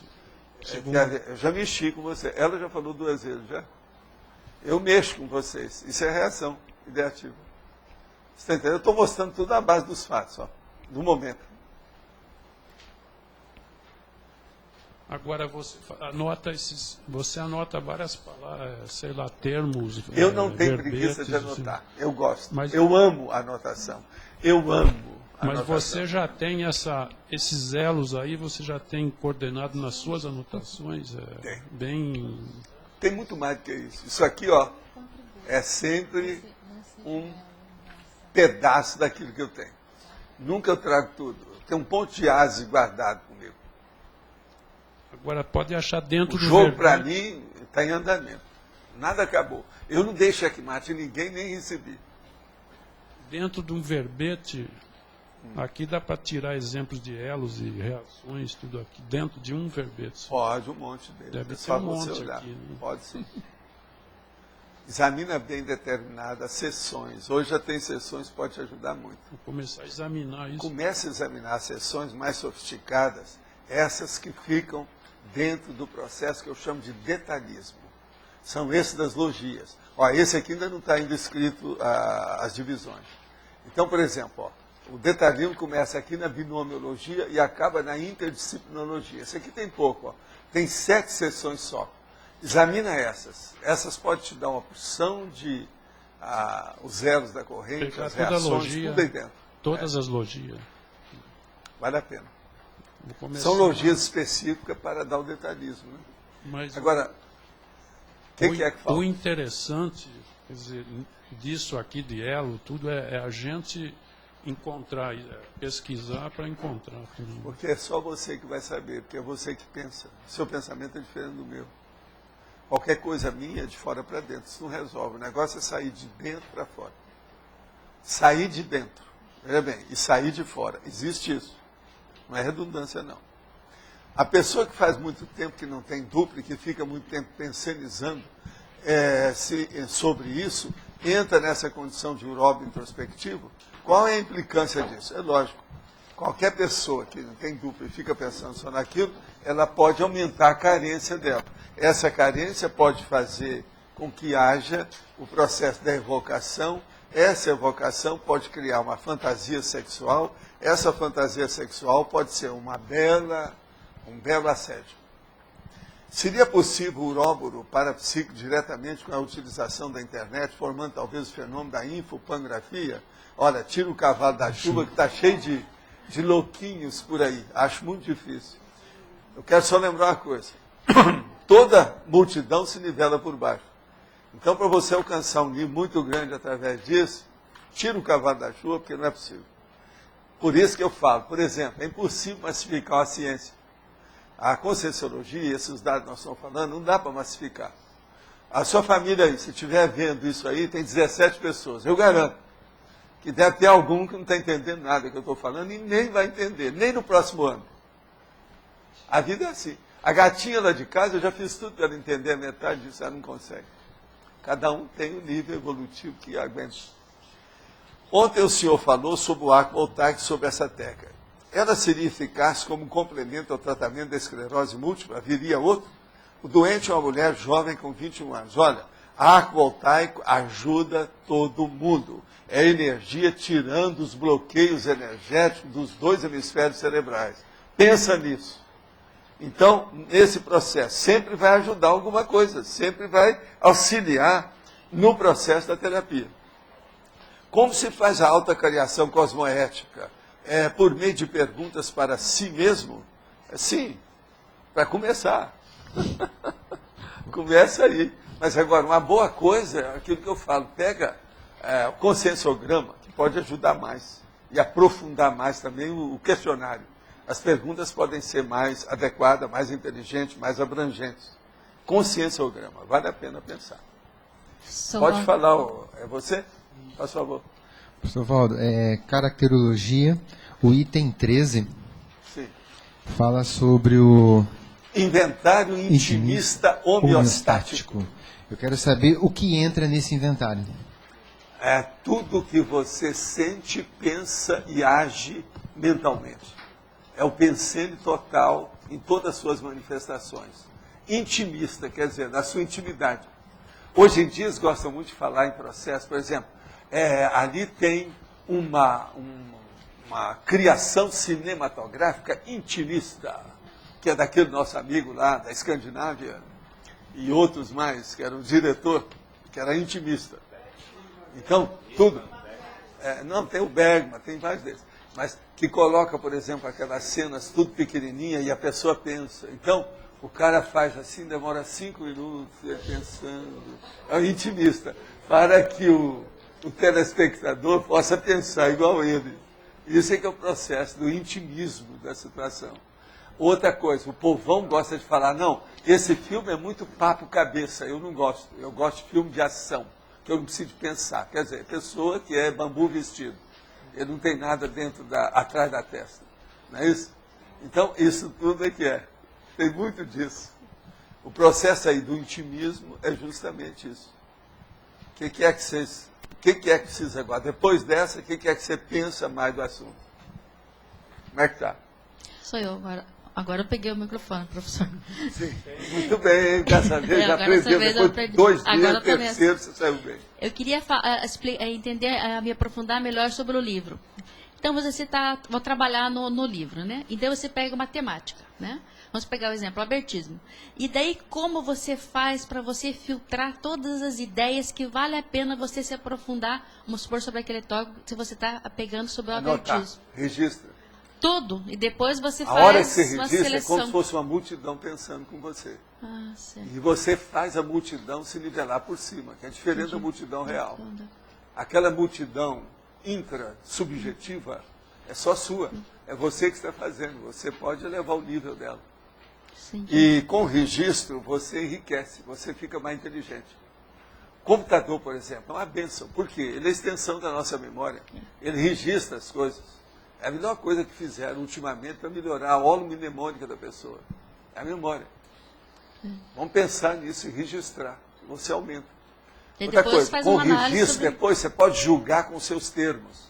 Aí você vai fazer o quê? Tem uma técnica disso. Não é só um quadro sinótico, tem mais coisa do que isso. Tem, tá. Como é que é o nome? Qualquer coisa pede para a Rosa. Para a Rosa. Algoritmo. Professor Waldo. Sim. Desde aquela pergunta da Kátia, não ficou claro para mim o seguinte, por exemplo, a gente está com uma questão pendente, uma questão intraconsciencial. Então, vale a pena a gente destacar um horário do dia só para pensar naquela questão? Depende. Se você for pensar positivo, vale a pena sim. Tá. Agora, se for pensar contra, tá danado, não vale a pena nenhuma. Tá. Não vale nenhuma. No sentido de achar uma solução para aquela problemática intraconsciencial. A solução, às vezes, vem pelo pensamento. Agora, uma vez eu já... Olha, a maioria das minhas coisas, eu resolvo o processo pensando. Não é a minha leitura, não é o amparador que falou, é o Valdo, com todas as chaminés, sem poluição, funcionando. O tempo todo, senão não vai. Eu estava mostrando hoje mesmo para o Everton, você viu, né? Que eu falei com ele, olha, a hora que eu estendo aqui minha perna e fico aqui, eu lembro do cara que é o sujeito na hora que ele vai para fora pro espaço. Você está entendendo? O astronauta. Ele esticou, você sabe, tem aquele empuxo. Então, eu recebo isso lá. Agora, eu mostrei para você, eu estou perfeito no ponto de ergonomia ali. É o lugar que eu faço no meu escritório, para sentar. Você está entendendo? Sentar deitado. Eu recosto. E estico lá. Eu tenho um supedâneo. Você está entendendo? Que eu coloco os pés lá e eu fico encaixado. Não preciso mexer em nada. É a melhor posição que tem. Com isso, eu resolvo um monte de casos. Eu tenho um problema lá. Seja que eu estou digitando, ou seja que eu estou escrevendo, ou seja que eu estou lendo. São 3 coisas diferentes. Digitar, escrever manuscrito ou estar lendo, fazendo anotação. Essas anotações quase sempre envolvem a administração de papéis, que é a parte do operário intelectual. Agora, o que se passa? Se eu tenho aquilo, apareceu um problema que eu achei grande, a primeira coisa que eu faço, pego uma folha em branco e anoto lá, e deixo. Vou para lá e entro na minha sala de reflexão, quer dizer, minha posição de reflexão. sai de baixo. Eu consigo um monte de coisa. Às vezes eu queria ficar lá meia hora, não adiantou. Em 5 minutos eu resolvi tudo. E aí, em qual momento que o senhor retorna ao papel para anotar as A hora soluções? que eu tenho Quando aquilo, tem a finalização. Por exemplo, às vezes tem ideia demais. Aquilo embola o meio de campo. Então eu não posso deixar, eu tenho que anotar. Aí eu já vou para a mesa e já vou. Agora, ó, eu me desligo do mundo, eu nem vejo horário, por isso que eu preciso ter um cuidado danado.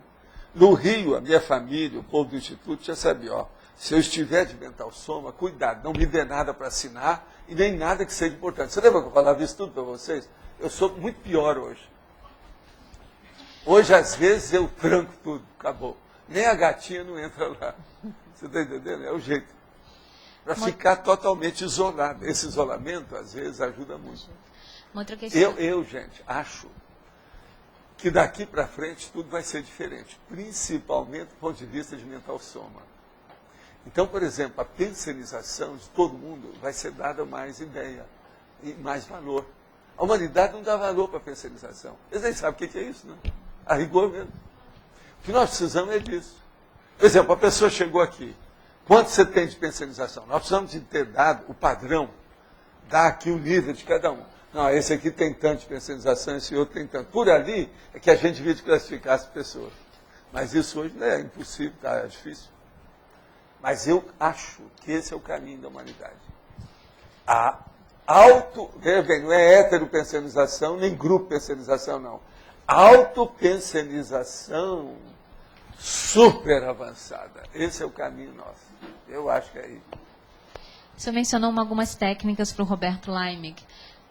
Eu não sei se ele chegou a fazer pergunta, não me lembro se eu respondi. Tem alguma das técnicas que melhor pode qualificar esse uróboro introspectivo? Que o senhor falou que a genialidade se vê pela qualificação desse uróboro. A pessoa tem que começar no elementar. O elementar, pela pensanização, é o N, que é a ação, que é a energia. Então, a primeira coisa é o estado vibracional para a pessoa ver o que é o circuito fechado. Depois, ela começar a raciocinar em tudo que ela tem como interesses emocionais, quer dizer, os desejos dela, que é o corpo dos desejos. Então, ela vê tudo que tem. Então, por exemplo, aquela pessoa que quer pensar numa coisa séria, daí a pouco vem o Alcides na cabeça dela. A cara do Alcides, ele só pensa no Alcides. É um problemão isso aí. Agora, em terceiro, vem a ideia pela ideia, a ideia pura, que é o PEN do Pensene. Então, a pessoa, se seguir o Pensene, ela vai bem. Seguir o Pensene de modo ascendente, do inferior para o superior. Veja se tem lógica isso que eu estou falando, Cris. Examina. Valdo, aquela técnica que as consciex dão no SCP-2, a técnica da madrugada, Sim. é uma técnica do uróboro introspectivo, não é? Eles repetem Mas toda agora, aquela o processo sequência. não é só o uróboro. A técnica da madrugada, na verdade, é a técnica do pesquisador. Né? Você lembra, no Rio, quase me bateram lá, um dia que eu fui fazer que me pediram para dar uma técnica do pesquisador da consciência, o cientista da consciência. Então, me pediram, a primeira coisa que eu cheguei, eu falei assim, olha, para mim, só existe cientista que levanta pelo menos às 5 horas da manhã. E aí desanimou todo mundo. Não, todo mundo ficou danado da vida Desânimo comigo. Você lembra disso, não lembra? Tem mais gente aí. Sim, um pouco. Você lembra disso? Pois é. Agora veja, hoje vocês me dão razão? Agora veja, muitos me dão razão, daquele povo que estava lá. Muita gente hoje me dá razão. Mas, ó, no início foi uma África. Só faltava me bater. Mas você há de ver, eu recebi até vaia lá dentro. E aquela... 5 horas não, isso é demais, está exagerado, não é possível. Assim, e a vovozinha de vocês, vai bem? E a técnica da Ainda madrugada perguntei, dentro disso, é a vovozinha do horário. papai ou da mamãe? Porque uma é de um, outra é de outro, né? Sempre a pessoa tem duas vozes. Né? Mas eles sempre insistem nisso, para ser de madrugada, que está tudo calmo. Tem que ser porque, não é só isso. É específico. porque a pessoa tem dificuldade de pensar com profundidade. Dia a né? dia. Sempre tem um cigarro, se não é dela, tem do outro. Tem a cerveja, se não é dela, tem do outro. Tem a comida, tem alguma coisa que distrai, tem uma notícia. É o processo o rolo compressor das inutilidades onipresentes, que estão em todo lugar. Então, de madrugada, pelo menos, a tendência, se espera, que pelo menos 50% disso vai desaparecer. Mas a tendência não é isso. Esses estímulos externos, secundários, bobos, a maioria some. Não tem jeito. Você veja, eu fico de uma tal maneira que às vezes eu trabalho horas e não percebi que estava chovendo. E no meu escritório, você ouve o barulho da chuva. Entende? Às vezes eu preciso saber, será que choveu? E eu preciso de ter muito cuidado com isso, por isso que eu tenho termômetro, eu tenho tudo lá. Porque senão, me esfria, pode me pegar, eu nem vi que esfriou. Eu estou tão, entendeu? É o mental soma. Por isso que essa... Tem que saber mexer com o mental soma. Nós não podemos pegar uma pessoa que está só de psicossoma a vida inteira e colocá-la no mental soma numa semana. Ela embiruta, ou vai morrer. É um perigo. Porque quando se entra nisso, Valdo, essa perda do contato com a realidade externa cria tendinite, problema nas costas, dores desnecessárias, uma série de problemas. Então, para nós ainda é problemático. Por isso que eu uso tudo. Ó. Uma coisa muito séria numa cadeira, ela tem esse negócio para fazer o abaulamento da sua coluna. Então, você senta aí, por exemplo, essa aí não tem. Ela não é boa. Essa aqui tem, ó.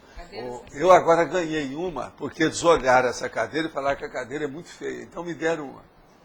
Mas a outra até que é bonitinha, mas ela é só, eu não acho que seja tão bonita assim. Agora eu estou com ela lá, porque o Everton também gostou para a gente trabalhar no computador. A cadeira americana custou uma nota de mandar de presente.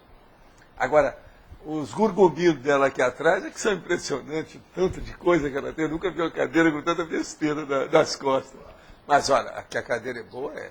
Agora ela é muito estranha. Aqui, ó, ela tem um homem que morreu e ficou com os pés para cima. Então, tem dois sapatos, um do lado, outro do outro, você pôr a mão, ou pôr os braços. O suporte de braço são dois sapatos para cima. Você olha direitinho aqui, foi feito para coisa americana.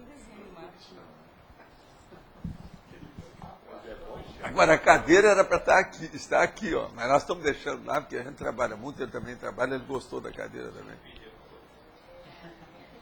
Agora, eu não acho que a cadeira vale aquele dinheiro que eles falaram. Agora, parece que é a cadeira mais cara que já entrou aqui. Você lembra uma vez que eu examinei 8 tipos de cadeira que queriam me arranjar e eu refuguei tudo? Essa aí não dá para refugar, ela é bem feita assim. Mas agora, aquele negócio de mexer aqui em cima, eu não estou de acordo, você também não deve estar. Muito, muito esquisito. Parece um cadáver, você está sentado em cima do cadáver. O cara para cima. É muito esquisito aquilo. Mas tudo é um processo de folclore. Mas ela é funcional. Agora, o processo aqui, ó, ela segura bem aqui. Se você ficar firme mesmo, ela é bem ergonômica. Ela é muito bom, regula tudo. Ela é fora de série. Entende? Agora, a coisa mais séria que tem nisso, que eu acho, viu, Marlon, é aquilo que eu falo. É o supedâneo. É muita gente que trabalha e não tem supedâneo. Isso prejudica o resto do corpo. Supedâneo é um negócio, um suporte para os pés, que deve ficar debaixo da mesa. Ó, eu tenho o meu, ó. Esse barulho aqui é o supedâneo. Todo mundo devia ter isso no computador. Isso é muito importante, porque é o processo da circulação terminal. Eu sempre usei supedâneo, minha vida inteira. Pode falar. Professor Valdo, o dogmatismo, ele interfere no uróboro introspectivo saudável. E como eliminar os resquícios do padrão dogmático que interfere nesse processo de estar pensionizando? Todo dogma deve ser esquecido.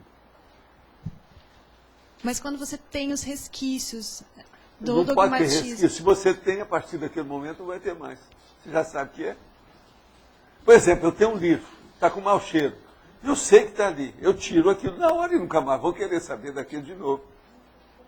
Se a pessoa ficou, é porque ela está cuspindo para cima. Essa não tem jeito, né? Então é um posicionamento íntimo de Tudo identificar é aquilo íntimo. E não... Se você identificou o mal e continua com ele, é porque você gosta, né? Você está se auto-vitimizando, o problema é seu. Nós não podemos ficar com isso. Uma pessoa caiu no mata-burro uma vez, quebrou a perna esquerda. Agora vai cair de novo para quebrar a direita? Isso é besteira. A pessoa tem que aprender. É errando que a pessoa aprende a acertar. Por exemplo, tem pessoa, se não errar, ela não sabe o que é o erro, o que é o acerto. Pode ser também. Ela erra, vai saber, não, tem uma coisa melhor que essa, que é o acerto. Pode ser um vício de pensamento. Então, você já está acostumado com o padrão e fica com um vício de pensamento, interferindo no uróboro. Perfeitamente, mas isso é que tem mais. O que as pessoas têm mais? São pensamentos infelizes. É isso que dá depressão, que dá as doenças, que é o processo de energia, por exemplo. O que é evocação negativa? Da energia maléfica, energia antipática. É feita pela evocação de um pensamento errado. Entendeu? Pensa, pondere, limpe, faça enxaguamento do que você pensa. Sua vida toda vai melhorar. E outra coisa, com bom humor. Você tem que estar sorrindo, tem que fazer piada, do jeito que eu faço aqui. Você já viu que essas minhas aulas do curso e longo curso da tertúlia, elas não são austeras, nem ríspidas, nem cáusticas. São mais pelo lado jocoso. Isso é de propósito. Mas eu não sou espírito zombeteiro. Você está entendendo como é que é? Eu estou tentando, pelo menos, não ser. Eu, às vezes, uma pessoa pode chegar e falar, não, você está gozando a gente com esse negócio. Sim, mas isso faz parte. São aquilo que a turma chama, né? São as pegadinhas que você tem que usar. Isso é didático. Faz parte do serviço. Mas a minha tendência aqui, ó, é mais de alegria, é de camaradagem. Esse é o caminho, a vida é assim. Agora, se eu chegasse aqui e fosse austero, só vou responder as coisas, isso aí no outro dia ninguém ia aparecer aqui. Tem a técnica de anotar os pensamentos para identificar e tá alterando isso, né? Olha, é uma das técnica técnicas de para estar registrar é o seguinte, auxiliando. eu vou te colocar na cabeça uma coisa pro resto da vida. É sempre preferível você ter mais registro do que menos. Pronto. Por aí você vai ver. Aí você não vai ter preguiça de registrar nada, nunca mais, sua vida inteira. É sempre preferível ter a mais do que a menos. Registro não faz mal para ninguém. Agora, com o tempo, você tem que regrar esses registros, regulamentar isso. Isso aí é a inventariologia sua, o inventário. Você tem que dar balanço disso, se organizar, classificar. É arquivística. Entendeu como é que é? Agora, isso é que eu chamo, que é o trabalho de operário do intelectual. Quem mexe com o mental soma tem que ser operário. Não pode escapar disso. Principalmente na organização da administração dos documentos, dos papéis, dos registros. Está claro? Agora, quais são esses registros? Livro, caderno, folha solta, recorte de jornal, outras publicações, todo tipo. Isso faz parte. Eu tenho atualmente, já falei aqui um dia desse, 24 armários com material. Dentro de mim eu tenho uma ideia do grosso de cada coisa dessa, eu sei onde é que está. Algumas coisas não me interessam saber. Só procurando. Eu não vou ocupar a minha memória com coisa secundária, com moldura. Memória você tem que pôr a mensagem. Moldura não interessa, não entra ali. Ah, mas isso faz lógica? Tem lógica para você? Cria alguma racionalidade? É por aí. Professor, sim. Dá para o senhor aprofundar um pouquinho? Você falou para ela aqui, mensagem da memória. Dá para o senhor aprofundar um pouquinho mais? A mensagem é o seguinte, você tem que colocar na sua memória o conteúdo, a forma é secundária. Agora, por exemplo, colocar também a diretriz básica, aquilo que é o megafoco. Esse é que não pode ser esquecido. Agora, por exemplo, a moldura, a excrescência, a periferia, a coisa secundária, aquilo que... Essa você não deve ocupar a sua memória, porque você fica colocando um lixo lá dentro. Essa sua memória nunca vai ficar depurada. Por quê? Entra muita coisa que não interessa lá dentro, é um caos. Então a memória não pode ser caótica, ela tem que ser ordenada. Eu, por exemplo, eu evito guardar aquilo que não me interessa, ou aquilo que eu acho que é secundário. Eu não ponho nas minhas coisas. Está entendendo? Você não vai ver eu contar piada aí numa opção de coisa uma sem parar e tal. Isso não interessa. Interessa é ver qual o pensamento básico, sério, que pode ajudar a evolução. Sua e de todo mundo. No caso, isso serve para livro também? Então, para livro? Porque você lê vários livros, certo? Sim. Aí você tem que fazer tipo uma síntese daí para você, o livro tal, vai acessar da tua Sempre memória. é bom, porque, às aquilo vezes... que você tem dificuldade de guardar, sempre é bom você registrar mais. Tem pessoa, ou melhor, cada pessoa, ou toda pessoa, tem palavras que ela não registra bem. Então ela encriptou. Na hora de guardar, de fazer a retenção, aquilo deu para trás. É como se uma gaveta que não fechou direito. Então o file dela, o arquivo dela não é bom. Então esse tipo de ideia, ou essas palavras, ou essas expressões compostas, ela deve registrar no papel até dominar aquilo. Tem pessoa que sempre vai falar uma palavra e ela sempre fala errado. Agora faz 5 anos que ela é assim. Essa pessoa é uma boboca. Ela devia registrar isso para amanhã eu já começo a falar a palavra certa. Você entendeu ou não? Entendi. Se não acontecer isso, não há a uniformidade de pensamento, a pessoa não tem retilinearidade pensênica e ela não consegue organizar a ordem e progresso do micro-universo consciencial dela. Ordem e progresso, que é aquela da bandeira. A calmia interconsciencial pode ser considerada como sinônimo antônimo de uróboro introspectivo. A calmia interconsciencial, desde que ela seja dinâmica, agora vê se me entende, a calmia dinâmica, sai dessa, eu já falei nisso aqui. Gostaria de ouvir o seu comentário sobre o ansiosismo pessoal e instabilidade emocional. Bolas, isso aqui eu falo todo dia, né? Alguém aí quer falar sobre isso, ansiosismo? Ansiosismo é a síndrome, isso aí é um defeito terrível, é uma doença. E é preciso da pessoa dar um jeito. A instabilidade emocional é processo psiquiátrico ou da consciência terapia. A pessoa tem que procurar melhorar. Isso é síndrome. Eu posso colocar como alvo projetivo o CAEC? Se eu aparecer projetado em sua casa, não vou trabalhar? Depende de você conseguir entrar. Ontem sonhei que aparecia aí, mas a tertuliana de sotaque castelhano, que não conseguiu falar uróboro, é você, Laura. Me avisou por telefone que você estava ocupado. Eu pedi desculpa e fui embora. Então tá. A primeira coisa é a seguinte. Quando a gente quer entrar na casa de alguém, quer bancar uma intrusão, tá certo? Isso chama-se possessor, assediador e etc. Então, se você vai entrar, a primeira coisa é a seguinte. Eu vou recomendar como é que é a técnica diplomática da paradiplomacia e do paradireito. Vê se você evoca aquela pessoa, se ela tem amparador. E peça ao amparador dela para abrir caminho. Se ela abrir caminho, você chega lá e vai ver quem é a pessoa.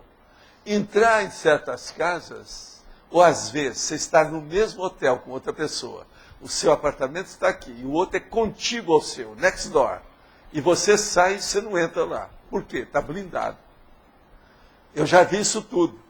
Uma vez eu quis amparar uma das pessoas que estava lá com o casal, cheguei de manhã e falei assim, olha, não dá, que vocês estão blindados. Vocês têm uma blindagem de energia que não permite a gente entrar aí. E eu não sou bobo. Eu bato só. Knock, knock. Who is there? Quer dizer, anybody home? Eu vou perguntar se tem alguma coisa. Se eu vejo que o negócio está fechado, eu vou embora. Eu quero ajudar. E o negócio está trancado?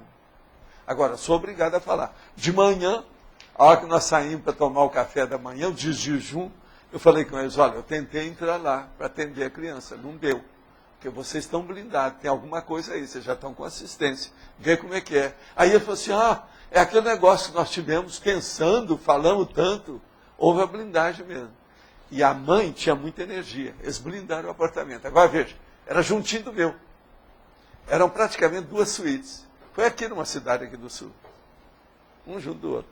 E não deu para ver. Agora, o que é interessante né? Isso aconteceu saindo lá da ilha de Floripa. Sabe? Eles tinham feito lá, nós estávamos num lugar ali perto, e tinha os 2 apartamentos juntos. E eu quis, que eles me pediram. Na hora de se despedir, eu falei assim, desse de noite você ajuda aí, vamos ver a criança. E eu tentei, entrei lá, mas estava tudo blindado. Igualzinho o processo extrafísico mesmo de alto nível. Então, isso de entrar em qualquer parte, não fica pensando que entra, que às vezes não é assim. Há uma blindagem, entende? Agora, nós aqui temos uma blindagem até física, né? Tem concertina, tem guarda, tem guarita, e outras cocitas mais. Como é que fica? Você quer falar? Quero. A gente pode dizer, professor, que na China hoje, com relação à era do conhecimento, entrada de informações, globalização, ela pode-se dizer que ela está uróbora? Sobre o quê? Sobre esse aspecto. Não, uróbora é a pessoa que está com ela só. A China era assim, hoje não, ela está se abrindo para o mundo, ela está saindo do uróbora. Mas mesmo assim, ainda tem muita coisa. Então. Toda ditadura tem muita coisa.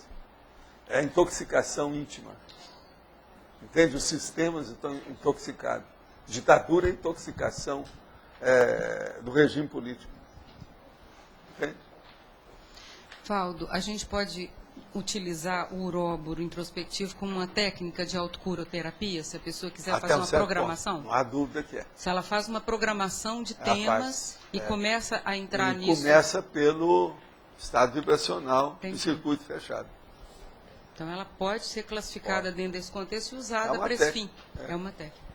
Tá, obrigada. Eliel, vamos em frente. Professor Valdo, assim, eu faço os registros, né? Toda vez que eu venho nas tertúlias eu faço o registro. E aí quando eu vou para casa, eu me recolho e faço de novo a leitura do verbete. E com o que eu escrevi acrescentando, seria um uróboro introspectivo? Introspectivo intelectual, né? No caso aí, você está estudando um processo mental somático. É um processo ideológico. Você está mexendo com uma linha ideativa. Agora, é problema de melhoria da sua cultura. Isso é o caminho da polimatia, como eu chamo. É um caminho, é por aí. É porque se continuar assim, nesse ritmo e tiver persistência, dá para tirar depois Agora, ó, daqui a pouco o seu aspecto psicomotriz vai sumir. Entendeu? Ele vai ficar pequeno. Então, o seu mental soma vai engolir o resto. Cuidado com isso, na sua profissão. Já está acontecendo. Agora, veja, o problema é Eliel. Eliel. Amor. Na área de educação, há várias pesquisas de reflexão sobre o ensino e aprendizagem, que são estudadas por educadores na técnica de autoconfrontação simples e compostas.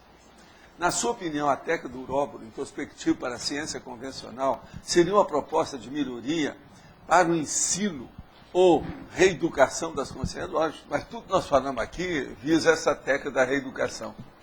E tudo é um processo didático de ensino, de educação, de pedagogia, de magistério. Então o processo todo nosso é baseado nisso, não há dúvida. Você aí pescou bem a situação. Viva a educação. Sem educação não há evolução. Estudo é estudo. Isso aí é estudo. É o resumo de tudo. Tá certo? É a base. Você quer? Aquilo que você fala que acontece no curso intermissivo é uróboro introspectivo? É esse uróboro aqui? O quê? Até um certo ponto, em qualquer lugar pode acontecer o uróboro introspectivo. Quando a pessoa faz o recolhimento íntimo. Agora, por exemplo, no curso intermissivo, todo mundo aqui passou por isso. Porque ela recebeu, cada um aqui, recebeu tanto esbregue, tanto impacto de ideia nova para reciclagem, que o jeito era pensar mais. Então, talvez, em todos os milênios de vida que nós todos tivemos, no curso intermissivo, foi um ponto alto, pela primeira vez, de uróboro introspectivo. Tem lógica isso para você? Sim. Pensa. Olha o resultado. Nós podemos divulgar o tertuliário? Pode falar. Bom, pessoal, boa tarde. A gente está na hora de divulgar aqui o nosso projeto tertuliário. Como todos sabem, nós estamos aqui construindo um laboratório específico para que sejam feitas as tertúlias aqui com o professor Valdo. As tertúlias é um curso de longo curso gratuito, né, não é pago, não é cobrado para todos, e online, também que funciona online agora, via internet para todo mundo, para todos os países, além do Brasil. E hoje aqui nós estamos com o César, que é o coordenador geral desse projeto, que vai fazer algumas atualizações. Tá? Lembramos que financeiramente nós chegamos praticamente no topo do processo, né? A gente tem várias formas que a gente pode ajudar, a gente vai divulgar agora, e que a gente vai entrar numa segunda fase agora do projeto. Gente, boa tarde a todos. Nós temos um importante aviso a dar dentro das obras aí do Tertuliário, porque nós estamos iniciando uma nova etapa dentro desse trabalho de construção do laboratório especializado. A gente conseguiu superar aí alguns entraves burocráticos e foi criada uma conta especialmente para arrecadar recursos do Tertuliário. Então eu gostaria de pedir a todos, quem tiver interesse, em anotar os dados dessa conta, pois ela é uma conta onde o dinheiro vai entrar direto para o CIAEC e direto para a obra do Tertuliário, para quem se sentir afinizado. A gente sabe que tem muita gente apoiando, né, de várias formas, tem gente que se tornou amigo, mas tem gente que quer doar direto dinheiro para a conta do Tertuliário. Então a conta, ela é no Banco do Brasil, a agência é 3270, dígito 0, 3.270, dígito 0. A conta corrente é 88.000, dígito 0. Ou seja, 88.000, né, 88.000, dígito 0. O titular é CAEC Tertúlia, né, então para crédito de CAEC Tertúlia, e o CNPJ do CAEC é 05 205 868 /0001, dígito 41. Eu vou repetir, 05, dígito 205, não, 05, 205, 868, /1000 invertido, dígito 41. Para quem quiser fazer depósito internacional, tem que ter ainda 3 dados aqui, que é o banco, BRAS, BRAS, país é BR, e o código é RJCTA. Eu vou repetir, código RJCTA. Essa conta, ela só vai aceitar doações se a pessoa se identificar. Então ela tem que ter ou o CNPJ ou o CPF. Isso aí é para a gente impossibilitar qualquer forma de lavagem de dinheiro, de a gente aceitar dinheiro escuso, que não é o nosso objetivo aqui, ok? E vale lembrar que vai ser debitado do CIAEC uma tarifa de R$ 1,50 por depósito. Então, qual é a sugestão que a gente dá? Se a pessoa for depositar R$ 1,50, ela aguarde para juntar um pouquinho mais de dinheiro, porque senão o que ela depositar vai ser debitado da conta. O que é importante dizer dentro dessa linha de trabalho, de uma nova etapa aí de doações para o Tertuliário? E aí vale a pena fazer uma atualização em relação às obras, quanto é que nós temos em conta, e também uma proposta muito bacana que a Rosa trouxe, e que está tendo uma adesão bem bacana de todo mundo, aí nós vamos apresentar aqui também. O que acontece é o seguinte, gente, as obras ali, principalmente para quem está de fora, quem está aqui em Foz está acompanhando, nós temos sempre na faixa de 22 a 25 pessoas trabalhando diariamente na obra. Nós estamos aí com metade da concretagem praticamente pronta, e é provável que aí vai atrasar um pouquinho, porque houve uma diferença entre o projeto arquitetônico e estrutural, mas era previsto início de maio, provavelmente início de junho, cerca de um mês, nós vamos ter toda a parte de concretagem pronta do laboratório, junto com o levantamento de parede. Aí nós temos que fazer o quê? Temos que fazer a cobertura e temos toda a parte de acabamento. Em conta, hoje, do Tertuliário, nós temos R$ 134 mil. Esse valor ele é suficiente para terminar essa parte, né, que é a parte, já foi feita a fundação, fazer a concretagem e levantar as paredes e colocar a cobertura. Ponto. Isso aí provavelmente vai acabar os recursos em junho, se não houver entrada de novos recursos. Então, qual é o nosso trabalho, a nossa meta?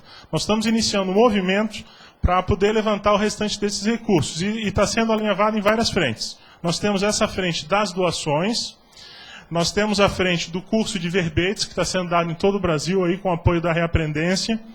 Nós temos a venda do material, que é a Enciclopédia da Conscienciologia, que foi financiada com recursos do Tertuliário. Então, todo mundo que adquirir a enciclopédia vai estar ajudando diretamente a construção do Tertuliário. Tem gente doando também materiais de construção. Em resumo, a pessoa que se sentir afinizada, ela pode doar da maneira que ela se sentir mais adequada. Agora, qual é a ideia muito bacana que a Rosa trouxe, que está tendo a aprovação e o pessoal está aderindo? Ela trouxe uma ideia muito bacana, que é a pessoa assumir o compromisso de doar um valor durante 6 meses.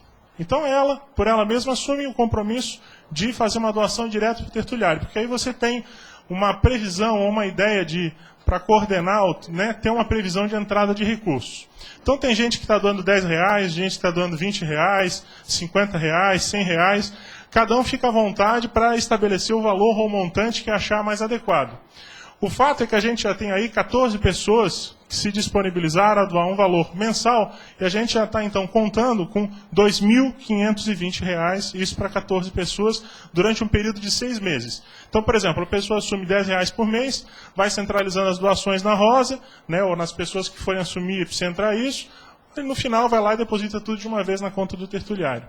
Então a gente acha que com essas frentes, dessa nova etapa de doações que a gente está iniciando, essa conta especialmente que foi aberta do tertuliário, e que vocês vão ver isso ser repetido muitas vezes ao longo aí de todas as tertúlias, ao longo dos meses, com a questão do curso de verbetes, da venda do Amigos na Enciclopédia, quer dizer, a venda dos verbetes.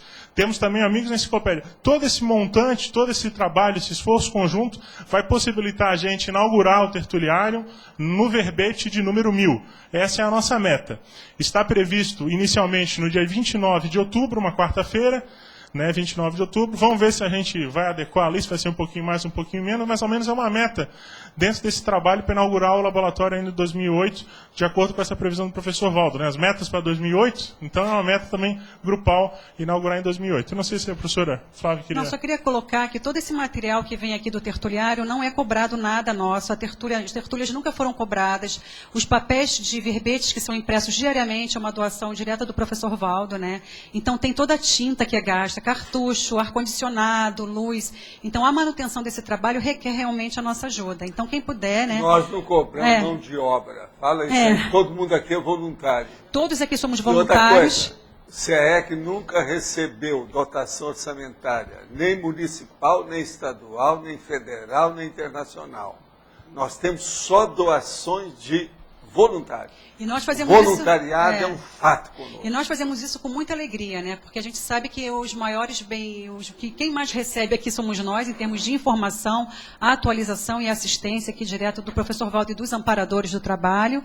Então a gente convida todos que participem, façam suas doações, é livre. A gente procurou aqui se associar de uma forma livre, entendeu? Cada um doa o que pode, participar como pode, para que a gente possa acelerar a construção do laboratório. Está aí, está quase pronto, é um projeto arrojado. Né? Quer falar, Rosa?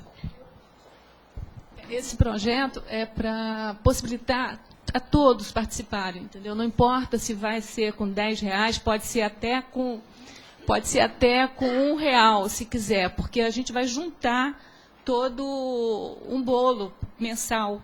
Então, assim, ó, a gente pode ficar meio inibido, por exemplo, de querer dar R$5, né, por mês.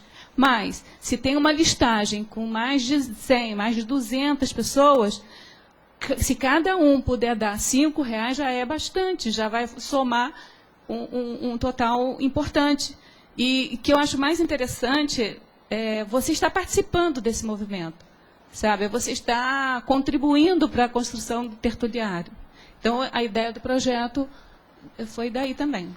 Tá bom? Gente, eu gostaria de passar aqui, eu vou passar essa listagem, e gostaria de deixar claro que as pessoas que tiverem ideias de recursos para o tertuliário, você que está em casa, que se sente afinizado, se quiser mandar um e-mail aí com a sua sugestão, com a sua ideia, com a sua contribuição, nós estamos abertos.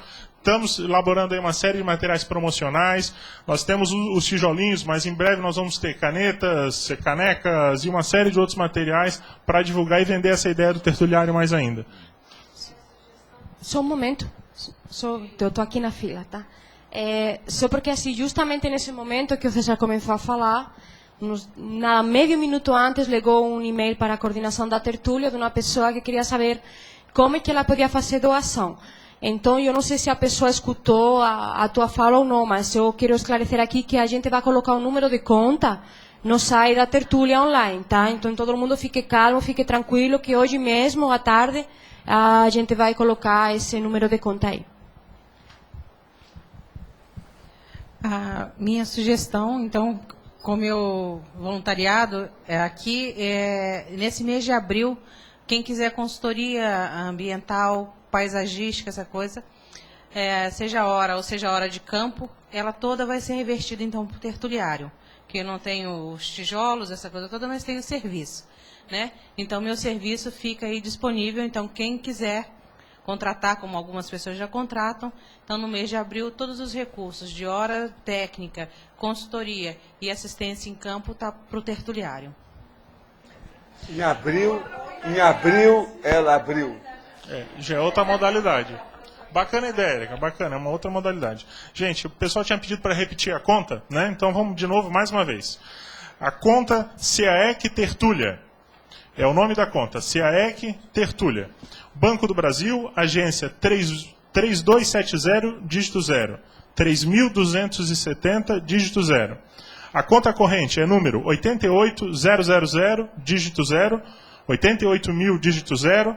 O CNPJ do SEAEC é 05.205.868, barra 1000 invertido, 0001, dígito 41. Repetindo, 05.205.868, barra 0001, dígito 41. Para depósito internacional, a pessoa vai precisar do banco, que é BRAS, BRAS, o país, que é BR, código do país, BR, e o código propriamente dito, que é RJCTA. RJCTA. Tem de identificar o CPF ou o CNPJ do doador e será cobrada uma tarifa de R$ 1,50 do SEAEC. Ok? Muito obrigado a todos. Então, estamos iniciando agora uma nova etapa na arrecadação de recursos do tertuliário. Eu entendo que a gente já tem recursos assegurados até junho, fazendo uma alavancagem, curso de verbetes, a venda da enciclopédia, as doações que vão ser feitas, nós vamos conseguir não deixar faltar recurso e inaugurar a obra em outubro, que é a nossa meta. Amigos também. Olha, a gente arrecadou até agora mais ou menos 350 mil reais. Mais ou menos isso. Isso aqui tem mais ou menos comprometido, já com a entrada de recursos, já contando com o custo de verbetes, etc. E nós precisamos, para fazer o laboratório, o mínimo, nós estamos estimando 700 mil reais. Tá? Então, teria que arrecadar mais 350. Mas dentro de uma linha do curso de verbetes e da enciclopédia e tudo mais, eu acho que a gente vai chegar lá. Não tenho dúvida disso. Ok? Gente, tem uma pergunta aqui que me fizeram, que é, pode me dar um exemplo prático como classificar um inventário? Eu acho que o inventário que a pessoa está falando deve ser o inventário que nós falamos aqui, que é o processo dos papéis, documentação, pesquisa da pessoa, não é isso? Então, a primeira coisa que a pessoa tem que ver é o seguinte, você está entesourando documentação, objetivando o quê? Então, a primeira coisa é o seguinte, para que é que você está juntando coisas? Para que esse colecionismo? O que você vai fazer com esse processo todo, desse balanço? Então, a primeira coisa é ver qual o objetivo. Então, examinando esse objetivo, você vai determinar toda documentação, papéis, qualquer coisa que você tenha de documento, você vai visar aquele objetivo. Aquilo que não tem, você põe em plano secundário. Agora, coloque aquilo no centro de tudo. Centraliza tudo pelo seu objetivo. E esqueça o secundário, a situação toda. E coloca tudo em plano secundário. E outra coisa, na hora que for fazer o levantamento disso, veja aquilo que já está com obsolescência. Aquilo que já perdeu o valor, que está fora de uso, que não interessa mais, que daqui para o futuro você não vai usar mais. Agora, é assim que começa esse inventário. Uma outra coisa, se é a primeira vez que a pessoa faz inventário, lembre-se que eu falei. Primeiro, olhe debaixo do seu colchão. Depois, as gavetas. Depois, atrás das portas. Depois, se tem uma edícula na sua casa, ou se tem um lugar, olha primeiro o que é que tem no depósito fechado lá dentro. Enfim, depois, passa pelos banheiros, vê o que é que está escondido. Enfim, faz um levantamento circunstanciado, igual a polícia quando bate na porta e vem com aquela autorização do juiz. Examina tudo dentro da sua casa e começa por aí. Se é a primeira vez que foi feito o inventário. Porque com isso, você vai ter uma noção dos seus domínios. Na sua condição de rainha, você vai ver qual é o seu feudo, qual é o seu reinado, quais são os seus domínios. Então isso é muito importante. Começa por aí. A hora que chegar na parte básica mesmo, do seu escritório, ou dos seus guardados, da sua biblioteca pessoal e tudo mais, você já vai ter uma noção muito maior do processo. Mas primeiro tem que limpar a parte periférica, básica das coisas. Agora, gente, alguém fez alguma revisão desse material? Eu não sei se foi falado, Valdo, na sinonimologia. Sim, o tem número... a autorreeducação, já falamos. E outra coisa também está lá na exemplologia, está psiquicamente. Tá certo? Então, tudo ok? Então eu passo aqui para vocês 16 verbetes para a grande eleição para amanhã. Coisa séria. Amanhã é sábado, viu? Quero lembrar para vocês, dia 5 de março de 2008. É 5 de abril, né? Verbetes 2008, né? novos. Aglutinação, antagonismo, pesquisa, leitura, elogio controvertível, irrenunciabilidade, pré-análise e sementeira intrafísica. Verbetes antigos. Década, diferença semântica, operação, palavra-chave, prerrogativa, primoponente, referência, relatividade, taxologia da segurança e usabilidade.